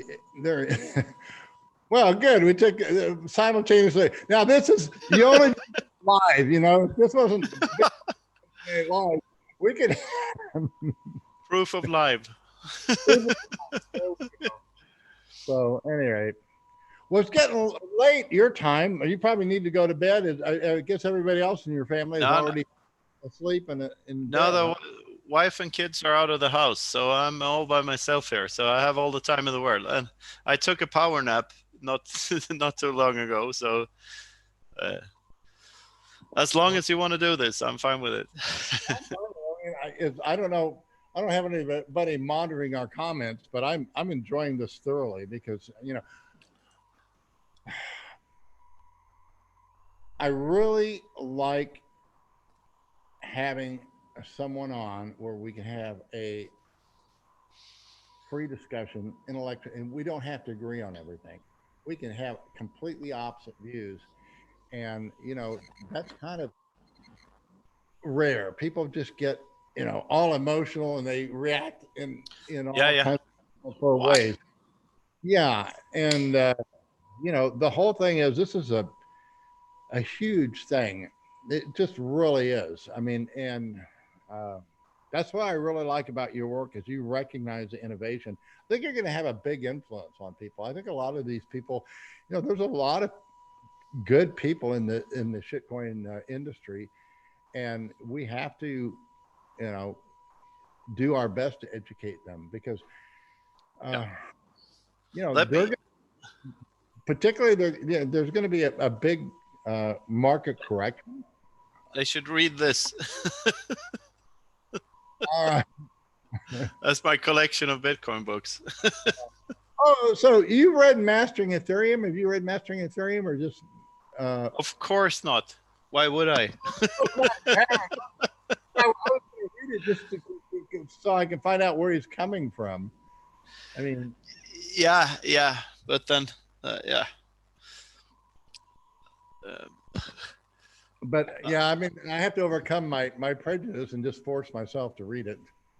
Why? Well, I kind of understand because you need to know what other people are thinking because but there are other books. I won't read the Communist Manifesto either. I don't need to. I know what's in there already. Well,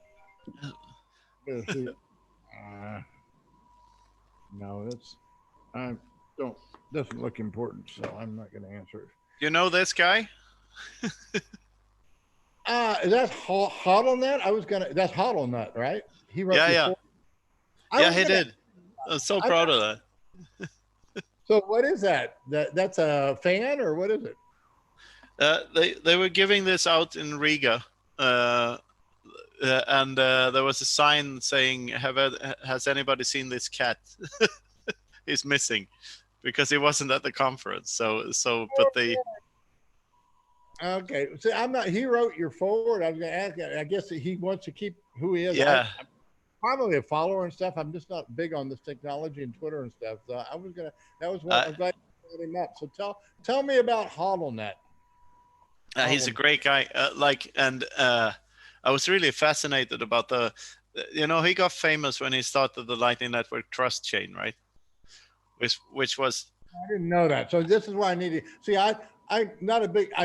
I'm really neutral. I'm still waiting to. You guys can persuade me on not Lightning. I hope to really come out with a big endorsement someday, but I'm just holding back because you know what? I'm a base layer. If you can't get, I'm from Missouri. Show me. So once you can overcome me, then you kind of the world opens up to you because I have a very low barrier of understanding. I mean, a lot of you guys are way beyond me on this stuff. You got to keep it. I call it KISS. Keep it simple, stupid. If you want to get through the ugly old code. Yeah. Okay. So the Lightning Network trust chain, the basic concept wasn't that hard to understand. Really, it's like when the Lightning Network was new, in the first couple of months of its existence, he started a thing where you everyone said it was reckless to use it, and so he started sending one transaction like $1 to the next person, and the next person would send $2 and the next person $3, or I don't know the exact amount, but it increased for every step. The torch, everyone who took the torch had to pay a little more to the next guy. So it was just an experiment to see how fast this could go, how many people were in on it, and if someone would steal the money and wreck his reputation forever in the Bitcoin community, or what, fuck it up. So and the money went across the globe, ding ding ding ding ding ding ding ding ding ding between continents in minutes. I was really fascinated to follow, and I tried to receive the torch the first time around, but I never did. But now the second time around I got it, and I also got the tiny torch, which only increased by 1 sat per transaction. So really a fascinating thing. And then he got sued by Craig Wright. No. So that's when the "We're all HODLNet" meme started, because the entire Bitcoin community supported him and backed him up because of this bullshit lawsuit. Frivolous lawsuits. Yeah, it's really... that's where everyone turned into HODLNets. so he was a hero of mine, and he still is. And then I don't know about you guys. Are way beyond me on most of this stuff. I said I know what I know, guys, but it's very limited. Yeah, but I think it's the same for everyone in this. We all come from different angles, and I feel stupid all the time in this space. There's people everywhere who know more than I do. I'm just a guy who's interested. So having these guys on board, like this guy, and the guy that made that statue, who made the cover art. The cover art of the new book is from it's an art piece called a Bitcoin full node. And this guy called Fractal Encrypt,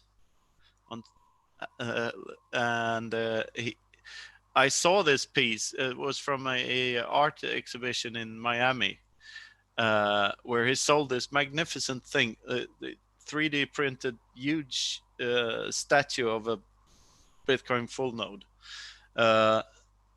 and he really liked it. And then.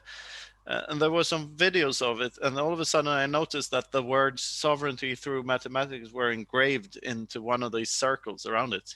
Really? And I'm what? Where the hell does that come from? So I DM'd him on Twitter and asked him where it came from, and he said he listened to my book on Guy Swan's podcast while making the statue, and my jaw was on the floor. And I think it's such an amazing piece, and it is. It's just and the way I liken it, Yeah, that's why you guys. I don't know if you know this, but I have an open invitation. If I would love, I'll give somebody my entire huddle if they can make me 40 years younger. Because you guys are living in such a fantastic. I'm just so glad I'm part of it that I was here. Because No, you're a superhero, man. You were in the cartoon. I, You were well, in that cartoon. the How did that happen? The what part? Bitcoin and Friends cartoon. You were in that. I think that was a conspiracy. Yeah, No, I heard about that. I need to go and look at it. So, but you haven't seen it yet. make a recording for all that and everything. So that was fun. But it's yeah, I mean, like I told you the story, I was doing this all the way back in this, I came up with I started a company and that's where I failed. That's what I went to prison for was Gold Standard Corporation, where my whole idea was, hey, you know what? If we believe in a gold standard, we can do this privately. And I, I minted gold and silver coins. I don't want to go into it all, but there was innovations that I did on a minor scale. But the most interesting thing is I were the people that got a hold of me because of what I didn't even know it. Like I say, F.A. Hayek contact back then it was snail mail. You get a letter from them through regular mail. There was no email or anything like that. And the same thing with Milton Friedman. I got. But Hayek contacted you as well? Yeah, it was incredible. Really? Yeah. That's some credentials, man. Yeah, I got invited in 1980. I was invited to. I made a Hayek half gold coin, but I was also invited. I went to the Mount Pelerin meeting. I was way over my head. It was in Madrid. But I don't think people realize when I got out of prison, and then it didn't get into Bitcoin to 2013. Wait, what was this prison thing? Yeah, I was in. You went to jail? Yeah. How long? 11 years. 11 years? 11 years. Yeah. Shit. Well, it's not all things work for good that who love the Lord and are called according to his purpose. I'm just glad I'm here now. And like I say, it was very big for free market money back in the 1980s and 70s. It was a very lonely experience. And I was just amazed at how, how Austrian economics had spread and how much a foundation had grown in this last generation. It was, I mean, I don't think you can imagine how lonely it was being an Austrian economist back in the 1980s. It was, it's still lonely. I have to find my friends in little pockets all across the globe. I can't find anyone to talk about East Austrian economics with around these parts. It's very lonely. Yeah, it was and then I missed out on the internet, the whole .com. But it's probably best because I'd have probably just blown up worse than I did, and because hopefully well, obviously I'm a little bit wiser than when I was. I mean, I was a successful young entrepreneur that did not know or did not practice the principles that he teaches now. So I'm teaching you from experience. I really am. And that's the legacy that I hope to pass on, because I think anybody can do what I'm doing. I don't consider myself that great of a trader. I really don't. There's most of you guys out there can do a much better job than I do, but there's a few things that you have to get under your belt to be successful, because there's fatal mistakes that you can make. And if you can avoid those fatal mistakes, you're going to do just fine. And so that's kind of what I feel my calling is. And that's why I love the title of your new book, because that's exactly, it's going to take imagination on the part of Bitcoiners. What I've been saying is if, for example, if we are truly our own banks, Okay. If Bitcoiners, if you have a hodl and you're your own bank, you need to start acting like a banker. Yeah, probably. No, I'm telling you, you need to start, and so you need to go and look what was banking all about. What was the last innovation in banking? And the last innovation in banking was the development of uh, self-liquidating commercial paper, and the market developed that. It was not. It was a you can create non-inflationary non-inflationary purchasing media, so long as that creation of purchasing media is represented by the new goods coming into production. And there, for example, banks were actually called merchant. When you're a merchant banker, that's exact. Banks, merchants are bankers. Merchants will provide a system absolutely free, seamless for consumers for their merchandise. That's, to me, is what's going to happen. Not saying that lightning doesn't have its place, but it's kind of like that. And that's the, if that layer that I'm talking about fails, then you're going to have, you want that cash system there, because that's another layer. That's kind of like small banks and big banks. In other words, if you're into the, I get it, but you need to have an influence on those around you. You need to understand that if you're a bank now and you have wealth, you have a lot of people's lives in your hands Yeah, that yeah, that will yeah. But depend on you and the decisions that you make. And oh, like I said, I'm going to be gone. I hopefully the Lord will give me 10 or 15 years to see my daughter grow up and get married or something. But far greater than anything I've done will probably be the goat lady, because she's actually, because of the wealth that I don't want to manage a whole bunch of people, but she does, and so she's performing a tremendous service down here in our local economy. I mean, I'm just so proud of her because we're sitting here with, I don't know, 25 or 30 people working for us now. We only had a few of us working for us a month ago. Don't tell me that that there's not opportunity. There's more opportunities out there now, but you have to have an imagination to look for yeah, yeah, yeah. I them. believe so. Yeah, and I believe that many of the regulations and the all of these things that are imposed on us are tampering with that and hindering that. Like, Oh, they are. yeah, and yeah, of course they are. But like, To the point this, that we can no longer accept checks. We have people, they want to buy masks. I mean, our demand for masks, we can't produce them fast enough. And, you know, a week or two ago, we used to take checks. Well, yeah, we went to deposit the check, and we had to send our son to wait in line, because you had to be at the bank at 8 o'clock in the morning to guarantee you could get in and deposit your checks that day. If you came at 9, they said, "Oh, we can only take so many people today." all right, yeah, So that's bad. we just say, "Well, you know what? We don't want your checks.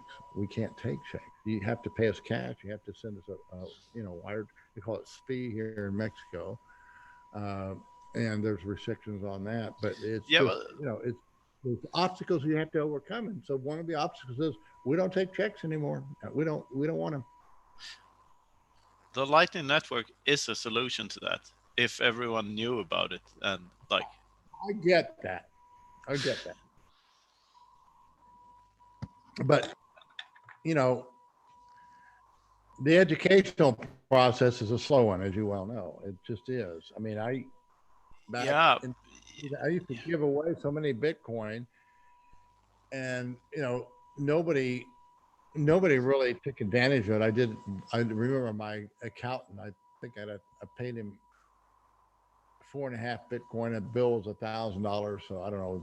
Bitcoin was $200, and I told him, "Say, look, just hold this.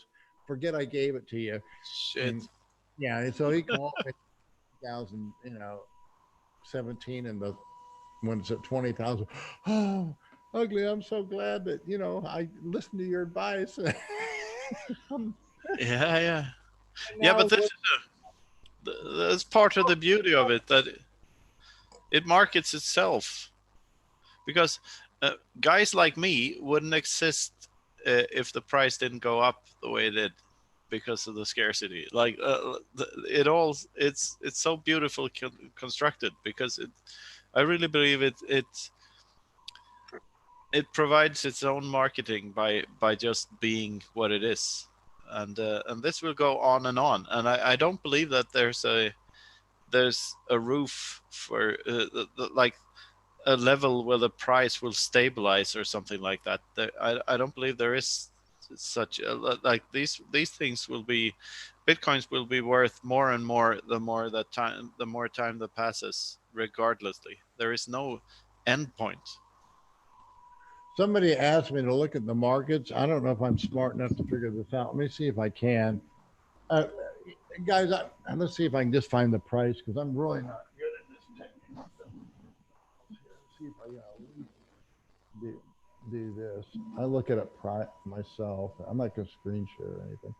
Most likely, I mean, the market hasn't changed, has it? Let's see. No, that's not going to work. I got to go to Bitcoin.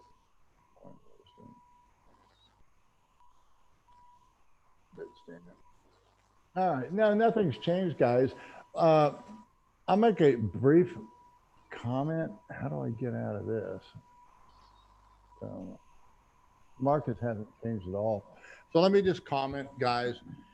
I know you think it's really important what the market's doing right now, and there are times that it is, but this is not the time. Uh, the, uh, if you read my newsletter, you should already have an established long position. I have no idea if it's going to go up or down, but here's the psychology that's involved. You should be long from much lower levels and anticipating that we would go up here. Now it's a breakout and you have the breakout buyers. Let them drive this car. Let them, I mean, I don't know what's going to happen, and I don't really care at this point. I mean, it could go up, it could go down, but I know that the position I am is correct, and I might be wrong, but if you want to trim in here and lighten your position, there's nothing wrong with that. If you want to, this is a breakout. More and more people are getting bullish now. If you want to double down, okay, understand the risk. What am I doing? If you read the newsletter, I'm just sitting on the position that I have, and I am looking to sell on a scale up, lightly. And I'm really not interested in selling in the near term at all, unless we would spike up over the March highs, which is 9,200. That would be too far too fast. But if we don't do that, if we just kind of grind on up, then I'll be taking another look at the end of the month. So there's, if you listen to, what I teach, it's really not that important what the market's going to do.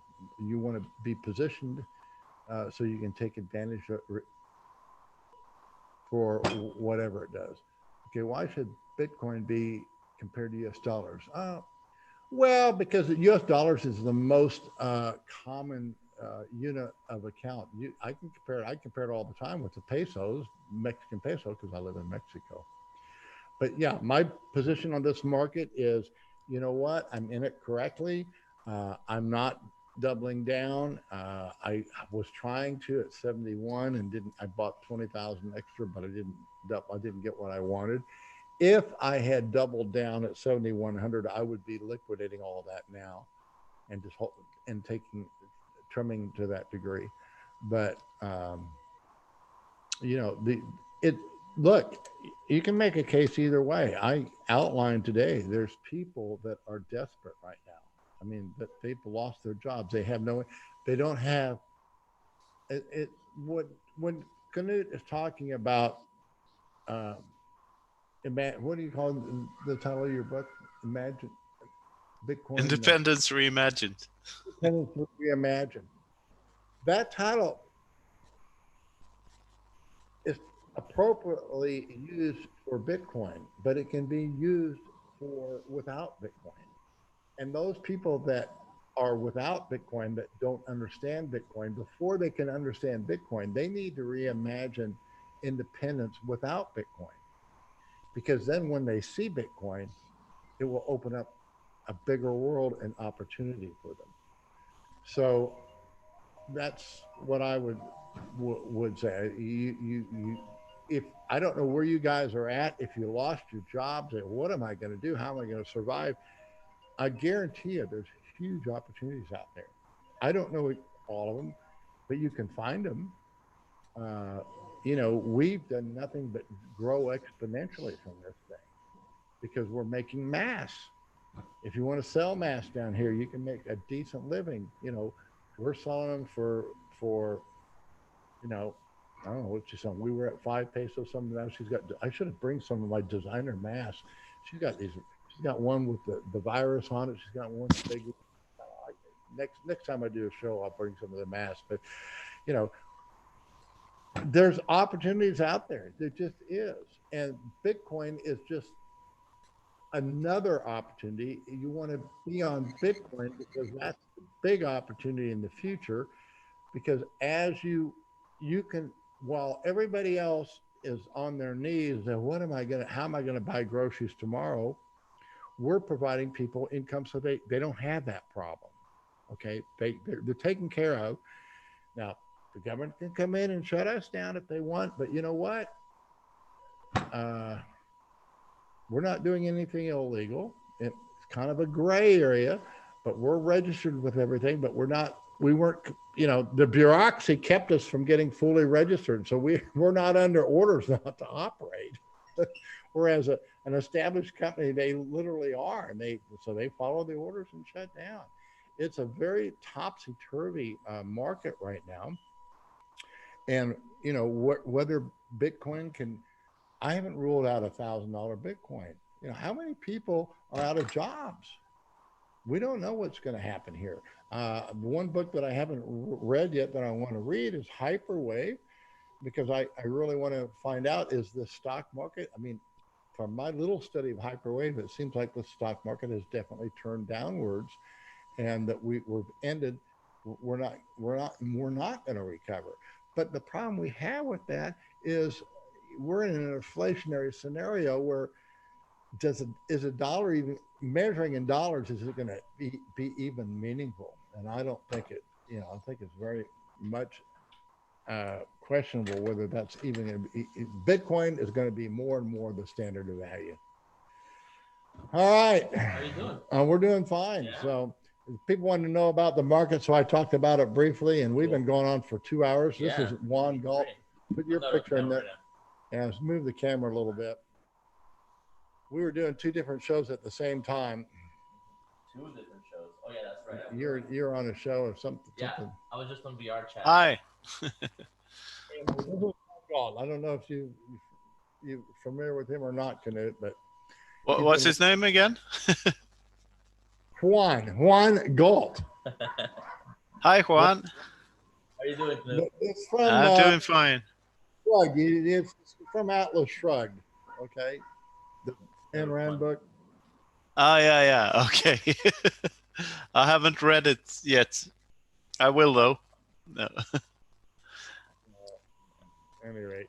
Yeah, he set me up and people were asking about the market, so I paused briefly and did that. So right on. How's the corona going? Fine with me. Here's 1, and I've been getting up regularly to whiz. 2, 3. I've got 5. Catch up with you a little okay, bit. I've got 3 big and 2 carnivores. So I did the little one here. So whoops, I don't want to put it back there. We got on the show. Cheers. And there is no corona in there is no corona in Sweden anymore, right? It's completely No. There are Coronas here. I just couldn't get my hands on them. but they're hard to find, let's put it that way. Good for the Corona brand, bad for them. Well, they voluntarily shut production down, so Wow, that's the best. I think it would be a big plus, but of course we're contrary on everything the way we think, so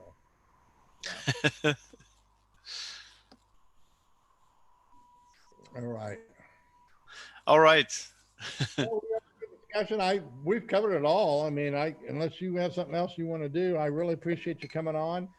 Really enjoyed your book. Looking forward to you consulting me on how I write my book now. Now I have to follow through with it. So yeah, that's great. Well, I think I would love to read your book. Had a very interesting life, starting there. No, that's true. And then yeah, the content that you have is very, very interesting, very useful. My trading has gone up way. I'm sorry, I'm a little bit tired today. Oh, let me also mention on the end on this YouTube, we have all of your books there. People can link in through Amazon. Right. Also, we gave Knut a complimentary subscription, and with that, he gets a referral code. So if you're a big fan of Knut, which I am, and he tweets out with a referral code, and you decide, oh, I kind of like what Ugly Old Goat says and want to support his content. If you sign up through Knut, you will get a 15% discount, and he gets a little referral bonus too. Right. So you're supporting him, you're helping yourself, and that's how we are building this thing. So I gave him a referral link. He should have it on his. Yeah. I haven't really looked through that yet, but we'll set that up tomorrow or something. Yeah, and just it's just another, because that's what we're trying to do. Is we're trying to get more people. You need to have an income stream in Bitcoin. That's what we want. Yeah. We want you guys to have an income stream, and that's what Knut and I are both doing. I mean, I have another business that's my livelihood, and that's all in fiat. Okay. And then I started the uglyoldgoat.com, and we kind of did both, but I've just gone completely, you know what, if you don't have Bitcoin, you don't need my newsletter unless you have a hodl. So if you don't have a hodl, you don't need it. Just get your hodl. And then, once you're comfortable with your hodl, then I can help you with that afterwards. So, and that's what we want, is kind of the whole suite. Yeah, the whole suite of how to manage your Bitcoin, how to manage it, keep it safe, how to trade it, without taking unnecessary risks, and how to hedge it. Everybody thinks what I do is magic. There's no magic to it. It's very, very practical. It can be very easily understood. The reason most people don't succeed is because they have what I call stinking thinking. They really they don't understand what Bitcoin is. They don't understand what money management is. And Bitcoin is managing your money. It really is. And it's just backwards from everything you've been taught. We reward ourselves by saving it. It keeps us very careful on how we enter new things. It's not that I don't invest in other things. I didn't have this studio. I didn't have all of this equipment before Bitcoin. So, but by the same token, we do invest in other things because Bitcoin is not everything. It's simply it's a very, very useful tool to keep you free and independent from the tyranny, that's out there by any government that you live under. Yeah, it's an option out. You may not be able to get out, but your wealth can, and that's very important. And if your wealth can get out, then it's most likely you can buy your way out too. I mean, it's that simple. So. Yeah, that's great. All right. Yeah. So yeah, I highly recommend Knut's books. He writes on a layman level. All the books that I recommend are on That's the first one. And you know, like Victor was on earlier, and he recommended. There you go. Nice. Yeah, Recommended that's that. the first one. It's available in English and German and Finnish at the moment, and there are some other translations coming as well. And this is I only have a proofreading copy of the new one, a bit of a different design there. Here's the I don't know if you can see this, but here's the sovereignty through mathematics thing in that statue art. Yeah. So Well, it was yeah. really a big nomer because I thought when I first saw your headline on that, I was like, oh no, this guy's using calculus and everything else to explain the back. I was so pleasantly surprised when that was not it. So Yeah, and did you hear about the whole censorship thing with the new book? yeah, I did. Tell That's us. a story that we need to do. We need to tell that one too, right? Yeah, tell us that story. Okay. The thing is when you self-publish like this, the book goes to a reviewing process for Kindle, Amazon, and I think an algorithm or a bot found the word corona somewhere, and I put a sentence in the about the book section that said the last sentence of it was written just a couple of months before the corona crisis hit us. These ideas are more important now than ever. So that was like a catchy little line there, I thought. But that got stuck in the filters. And I got an email saying that this does not comply with our guidelines. We encourage people to follow official government's directions on the coronavirus and whatever. So I removed the sentence, but before I did that, I copy pasted everything in a tweet, like, and tweeted it out to the Bitcoin community, like, look what they just did to me here, and they censored me. And I couldn't have asked for a better way of promoting a book about independence than having it slightly censored just before release, because it became a talk of the day. More and more that way. I mean, Tone Bay's got, everything. Yeah, he got banned, right, from YouTube, and BTC Sessions as well, Ben, up in Canada. Yeah, and I did do Medium, and I put a picture of, goats being slaughtered on one of my articles, and I was banned I mean, they wouldn't tell me I was even banned. Other people are telling me that I wasn't there, and then within 24 hours it popped back up. So apparently they decided, I mean, if you eat meat, you have to slaughter the animal to eat and it was a legitimate picture of slaughtering goats, so it was not inhumane or anything like that. As as humane as it could be. Right. They were gently killed. Yeah. Killed gently, the goats. Yeah. A lot of people are very society, like they haven't really looked at that. So anyway, well, I mean, that's good, and that's why, because of that, we're more and more. I want to get more and more. There's going to be a huge market need to have, like all of my Medium articles separate. I mean, I like Medium. I really do like Medium, but I need to also have it separate. Which, incidentally, I think I was talking about this earlier with you, Knut. I had this idea last night, like having books alive or something like that, where I like the review that I did with your article, where I picked up and I put on, the different links. Yeah.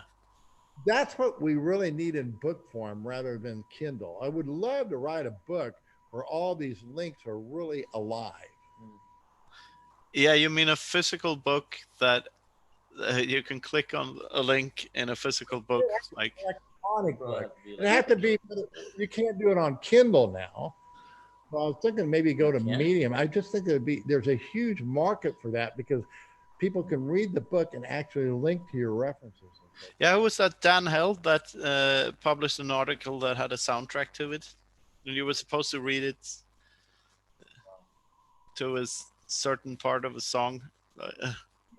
And I've done that in a couple articles where I put a soundtrack. You enjoy this while you read the article, you know. And that's yeah, and that's what I picked up on when I did your the Moonlight Sonata. Yeah.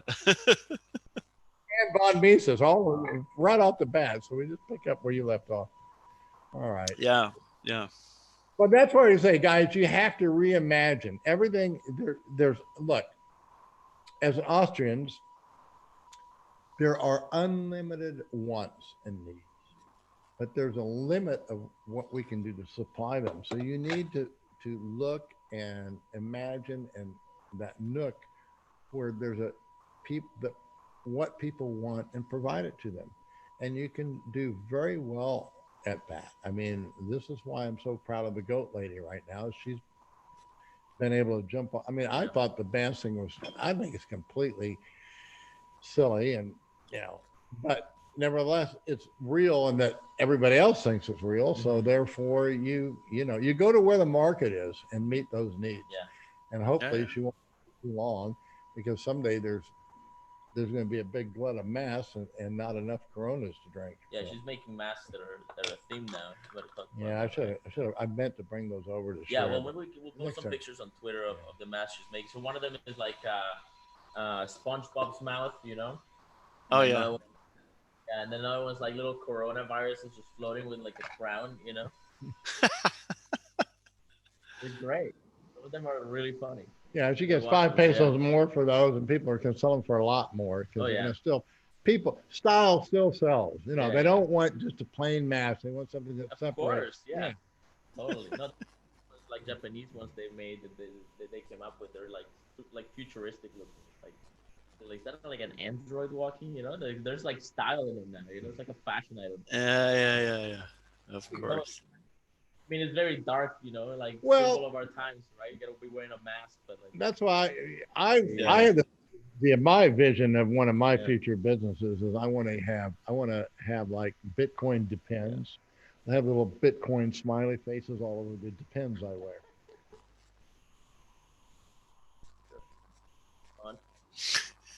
It's supposed to be funny, guys, but and then can you them? I mean, I can actually model my fashion Depends. Would you have any other altcoins? No, the Bitcoin only. Lightning underwear. That's that's a good brand name.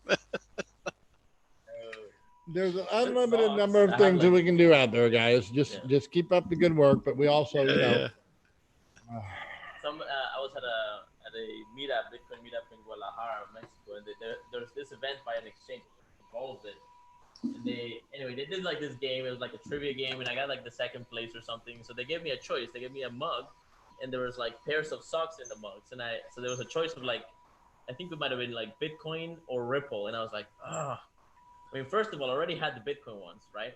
So I didn't need the Bitcoin ones. But second of all, if you're gonna put socks, you know, what do you call them? Well, they're my Bitcoin socks, but then you're saying Bitcoin socks. So, you know, I went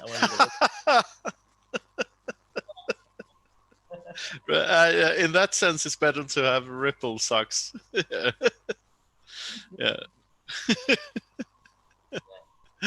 That's weird. Yeah. It's gotta be late over there, right? What it's really later now. It's like 20 to 1 in the middle of the night. Well, it's Corona time, the right? Window's dark. Yeah. Yeah. We have nothing better to do we? Yeah, I mean, I was just at the VR chat party, so it's great in there. It's just really trippy. Like you don't need a headset or anything. You just get on your computer, download this like game, and then it's like a social network where you wear an avatar, right? So like I was Bugs Bunny for like half an hour, right? And then I was like people, you know, like there's like Rickle Pig, Pickle Rick walking around. If I can be the ugly old goat. I am my own man. We're gonna make him like an ugly old goat with the Bitcoin standard stuff the whole time. Yeah, and Knut saw my appearance on the Bitcoin cartoon. That's right. Yeah, that was Yeah, fun. did you see that? Good. Yeah, that was great. I was Yeah. thinking avatars in that world too, like in the Bitcoin avatar. So you might not know it, but you're a legend in the space, you know.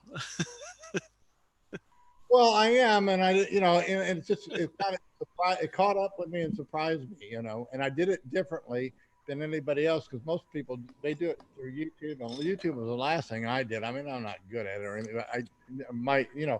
Medium did it for me. My Medium articles did it for me, and I love writing. I really enjoy it. So, I mean, I mean, putting together this book will be a lot of work, but I know I'll really get into it. I know I'll really like it. And I know it will be a very good book. And it's going to be like on your, because, it's just going to cut through the change. It really is, because it's trading. What I teach, I said, trading really isn't hard. It's very difficult, but it's because you're not thinking about it right. If you're thinking about it correctly, as long as you don't make fatal mistakes, you're going to do just fine. You'll do, and that's what they think there's some kind of magic beans that I use, and there isn't. Yeah, I was just talking to a friend about your work, and the thing is, like, you can be wrong 50% of the time, which is 80% of the time. best. I mean, can you even be wrong 80%? Yeah, of the time? you That's can probably be. very difficult. You probably have to try really hard, though. No, as long as you take the big moves, you can be wrong that many times. That's the biggest concept that people don't understand. It's not a question of being right or wrong. It really isn't, and that's really hard, because if you're looking, I need the next trade to be successful. You're not going to be successful. you can't. Yeah, I mean, I think like, I thought that, like, is it possible to be wrong? I mean, it's possible, but how likely is it to be wrong? Like, some very good traders, some very good traders are wrong 60, 70, even 80%. Yeah, it's not that, and that's. But then, you can if you can. If you know how to look, if you catch the big trends and you know how to, like right now, people are sitting here. Well, what do I do now? Well, you know what? There's nothing to trade right now. Yeah. We're in the driver's seat. I don't know what's going to happen. This thing can go up, it can go down. But you know what? I don't even care. The market's going to have to decide what it's going to do from here. Because I'm already in. And you're in a very big dilemma now if you've been waiting to buy Bitcoin. And what do? Are you going to wait and hope it dips back under 6,000, or do you buy it now after it's broke? Because I guarantee you, everybody's starting to get bullish again. The more it holds here, it will. It gets to 9. Everybody's going to be bullish again. And you can't. There's nothing in concrete to say, well, here's my buy point and here's my sell point. It depends upon what it does and how it gets there. Yeah. If it shoots up real fast from here, then I'll be a seller. But if we don't shoot up fast and we just kind of hang in here, I got you look at it again. That trading is it's all managed. I call it you trade your equity, guys. Don't trade the charts. Nothing can affect you except it doesn't matter what's going on in the world. The only thing that affects you is your own equity. That's all you got to worry about. I'm looking forward to Victor's equity app. He's a point. One thing I've been looking at is the trends. If you could do like trends.google.com, it'll show you like this dashboard where you can put in words that are being searched and have been searched throughout time. Like I was putting like Corona, COVID-19, coronavirus, all these things in it, right? And the peak of interest, like the wave of interest, is way behind us now. Like we are crashing as far as the interest in the topic, as far as searches for it on Google. And that's interesting because I've thought of this as like just this massive wave of fear that just swept through the world. And fear makes you really, it really changes your priorities. So you start doing things, right? The stock market crashed in part, arguably, because they had to like cover their calls, right? They're being called on their positions. Everybody was long probably, right? And so they had to cover, but they had to sell everything. So gold crashed, Bitcoin crashed, who knows what else is going on? I've been hearing things in New York that people are like starting to get out of New York. Real estate market's basically dead over there. So there's a lot of selling, but now that fear is kind of behind us, I think, according to the charts anyway of Google Trends. And we don't know what's going to happen. And you can make market so many, relax, many cases. I mean, there's going to be, look, if you have your hodl, there's going to be so many opportunities. Yeah. You know, because there are going to be a lot of business. If you're a marginal restaurant where you're paying rent every month, you know, a major shopping center, how are you going to, you lost it all. That's tough, yeah. You know. Yeah, that's really tough. Now, if you're, you know, a McDonald's or a Carl's Jr. or something like that, they're doing their drive-through. They've kept it going, but you know, there's going to be huge opportunities. But you got to rethink everything that you're doing and thinking about. You just have to. There's going to be huge. Yeah, but that's one of the byproducts of like not being on a sound money system, right? Is there is so much malinvestment or whatever you may call it. So much resources are. Yeah, it's going to take a long time to correct it. Yeah, and that's why an unpredictable thing like this, or well, a thing like the coronavirus hits us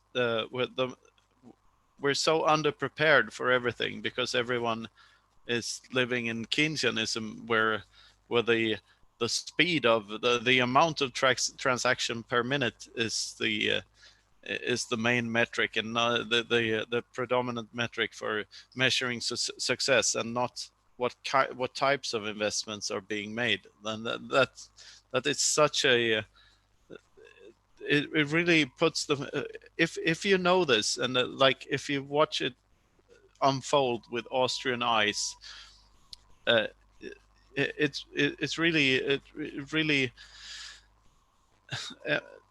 puts the finger on what the problem is in the first place. So it leaves everyone underprepared.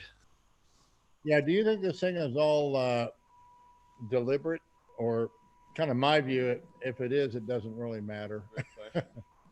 No, precisely. I don't want to be a conspiracy theorist, and I think that conspiracy theories are, regardless of whether they're true or not, they're not very they're not very useful as tools. And here's an example I'm going to give. For example, when Juan was here with me when we did it, at the beginning of March, I think Bitcoin was about $8,000 or $9,000 anyway. It was, or maybe 10,000. Then I remember getting tweets, "Oh, Bitcoin will never go below 10,000," and I kind of said, I kind of mocked them and said, "Well, good." And they were right for about 3 days. Then, "Oh, it'll never go below 9,000," and they were right for maybe a week, and then it never go below 8,000. Well, you know, we went. I'm a trader. I had no idea that the market could go, particularly the futures, you know, down to under $3,300. So the question isn't, and then the people that did get completely wrecked, they blame the exchanges because, well, they had too much on the exchanges. But the question is not whether it's deliberate or not, but the question is, if it goes there, if something like this happens, are you prepared to take advantage of it? Yeah, exactly. And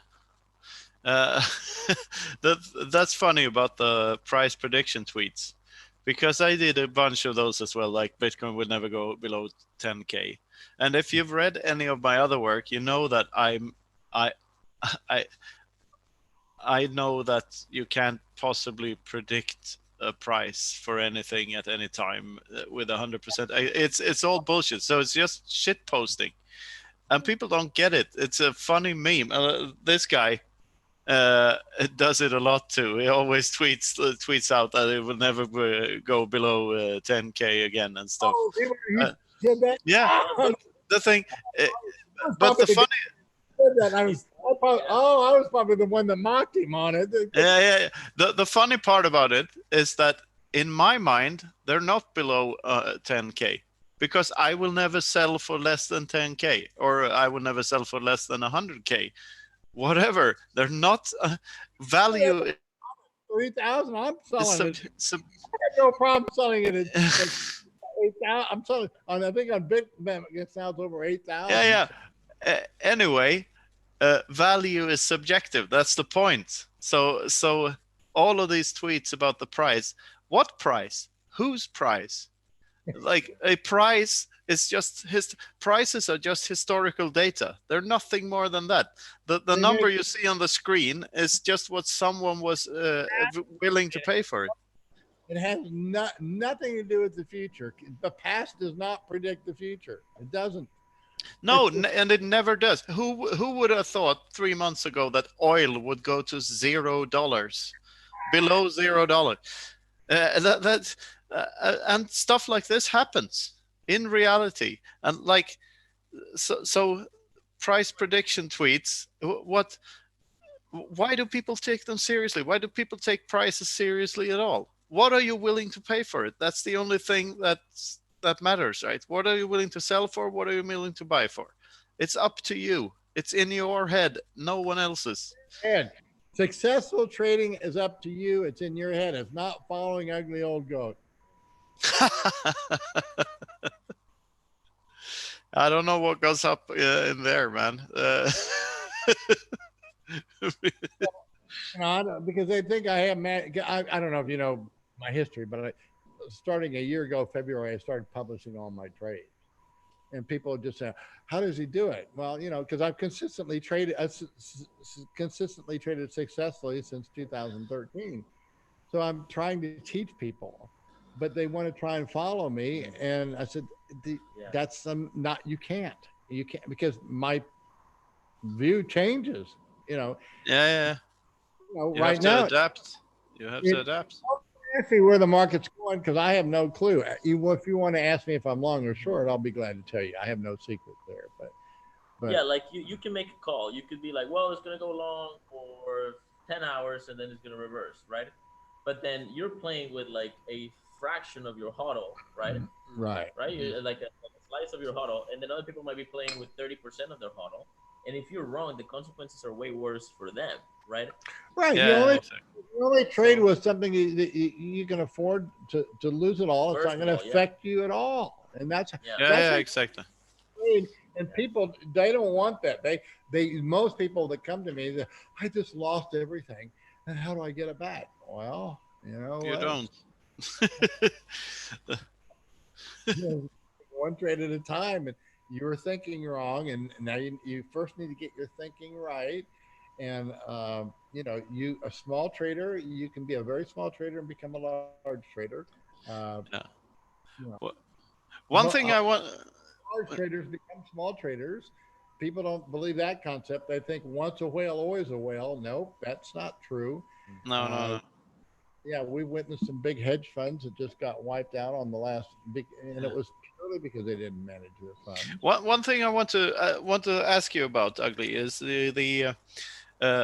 whenever I see financial advice on any social media, there's always a warning first that says that this is not financial advice. And I think it has something to do with the legal system in the US that you can't give away financial advice without saying that they're not financial advice first.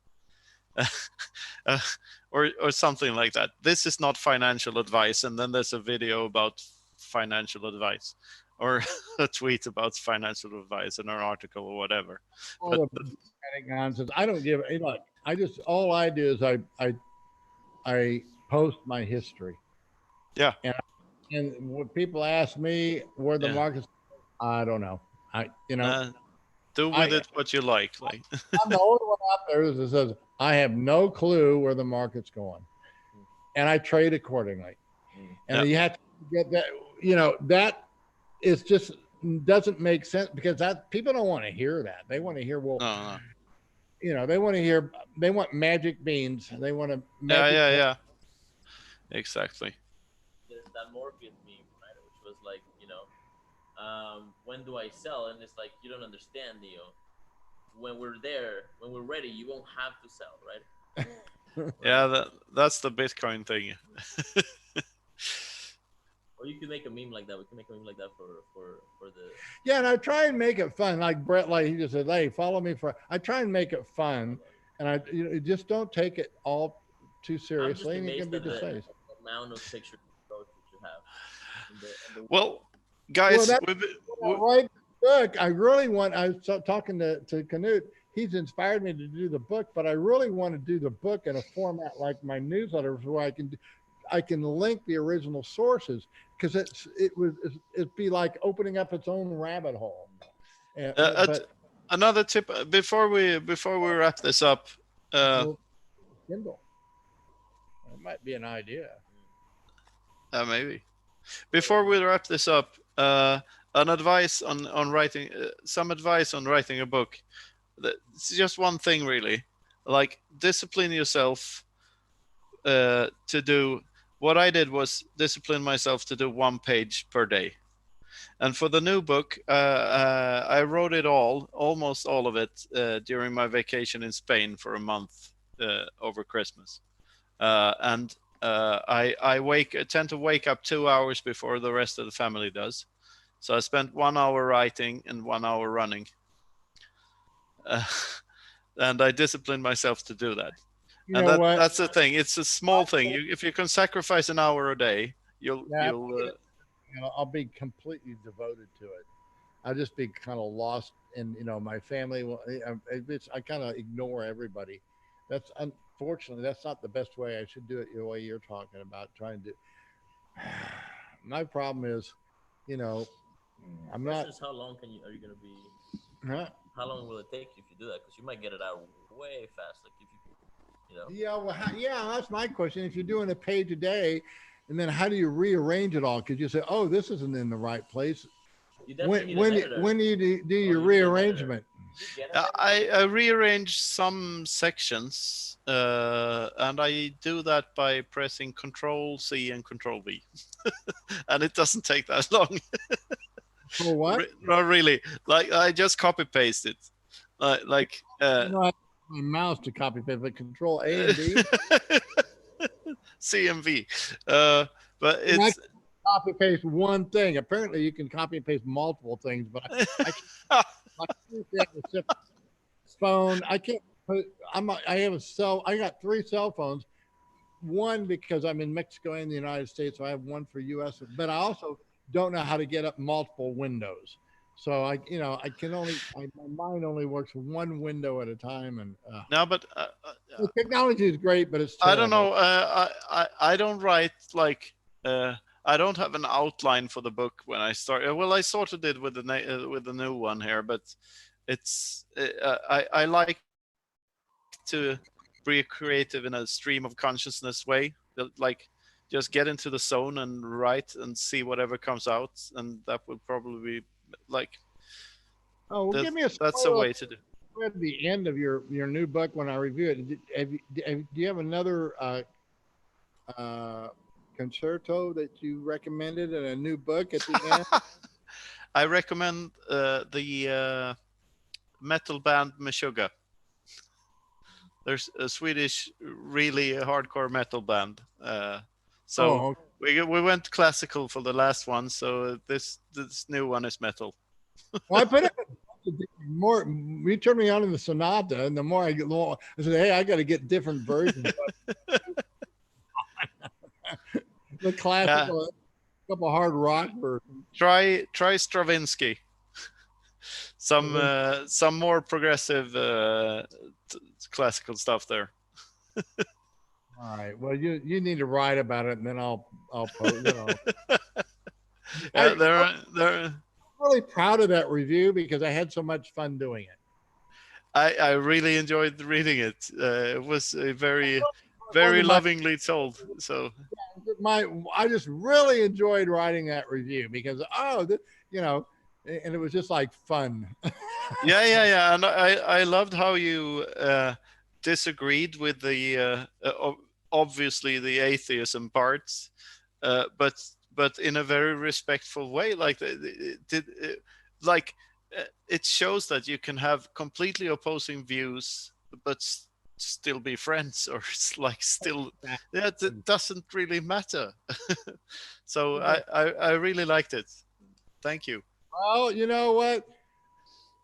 The Lord summed up the 10 commandments in 2, and he said, you love the Lord with all your heart and love your neighbor as yourself. And that's, Yes, allegedly. allegedly. Well, yes, if you do not hold the Bible as the word of God, yes, and that's an axiom. Okay, that's a presupposition. So. Let's just not go there. You know, Ugly, we've been doing this for 3 hours now, 3 hours straight. So okay. I think I need to go to bed.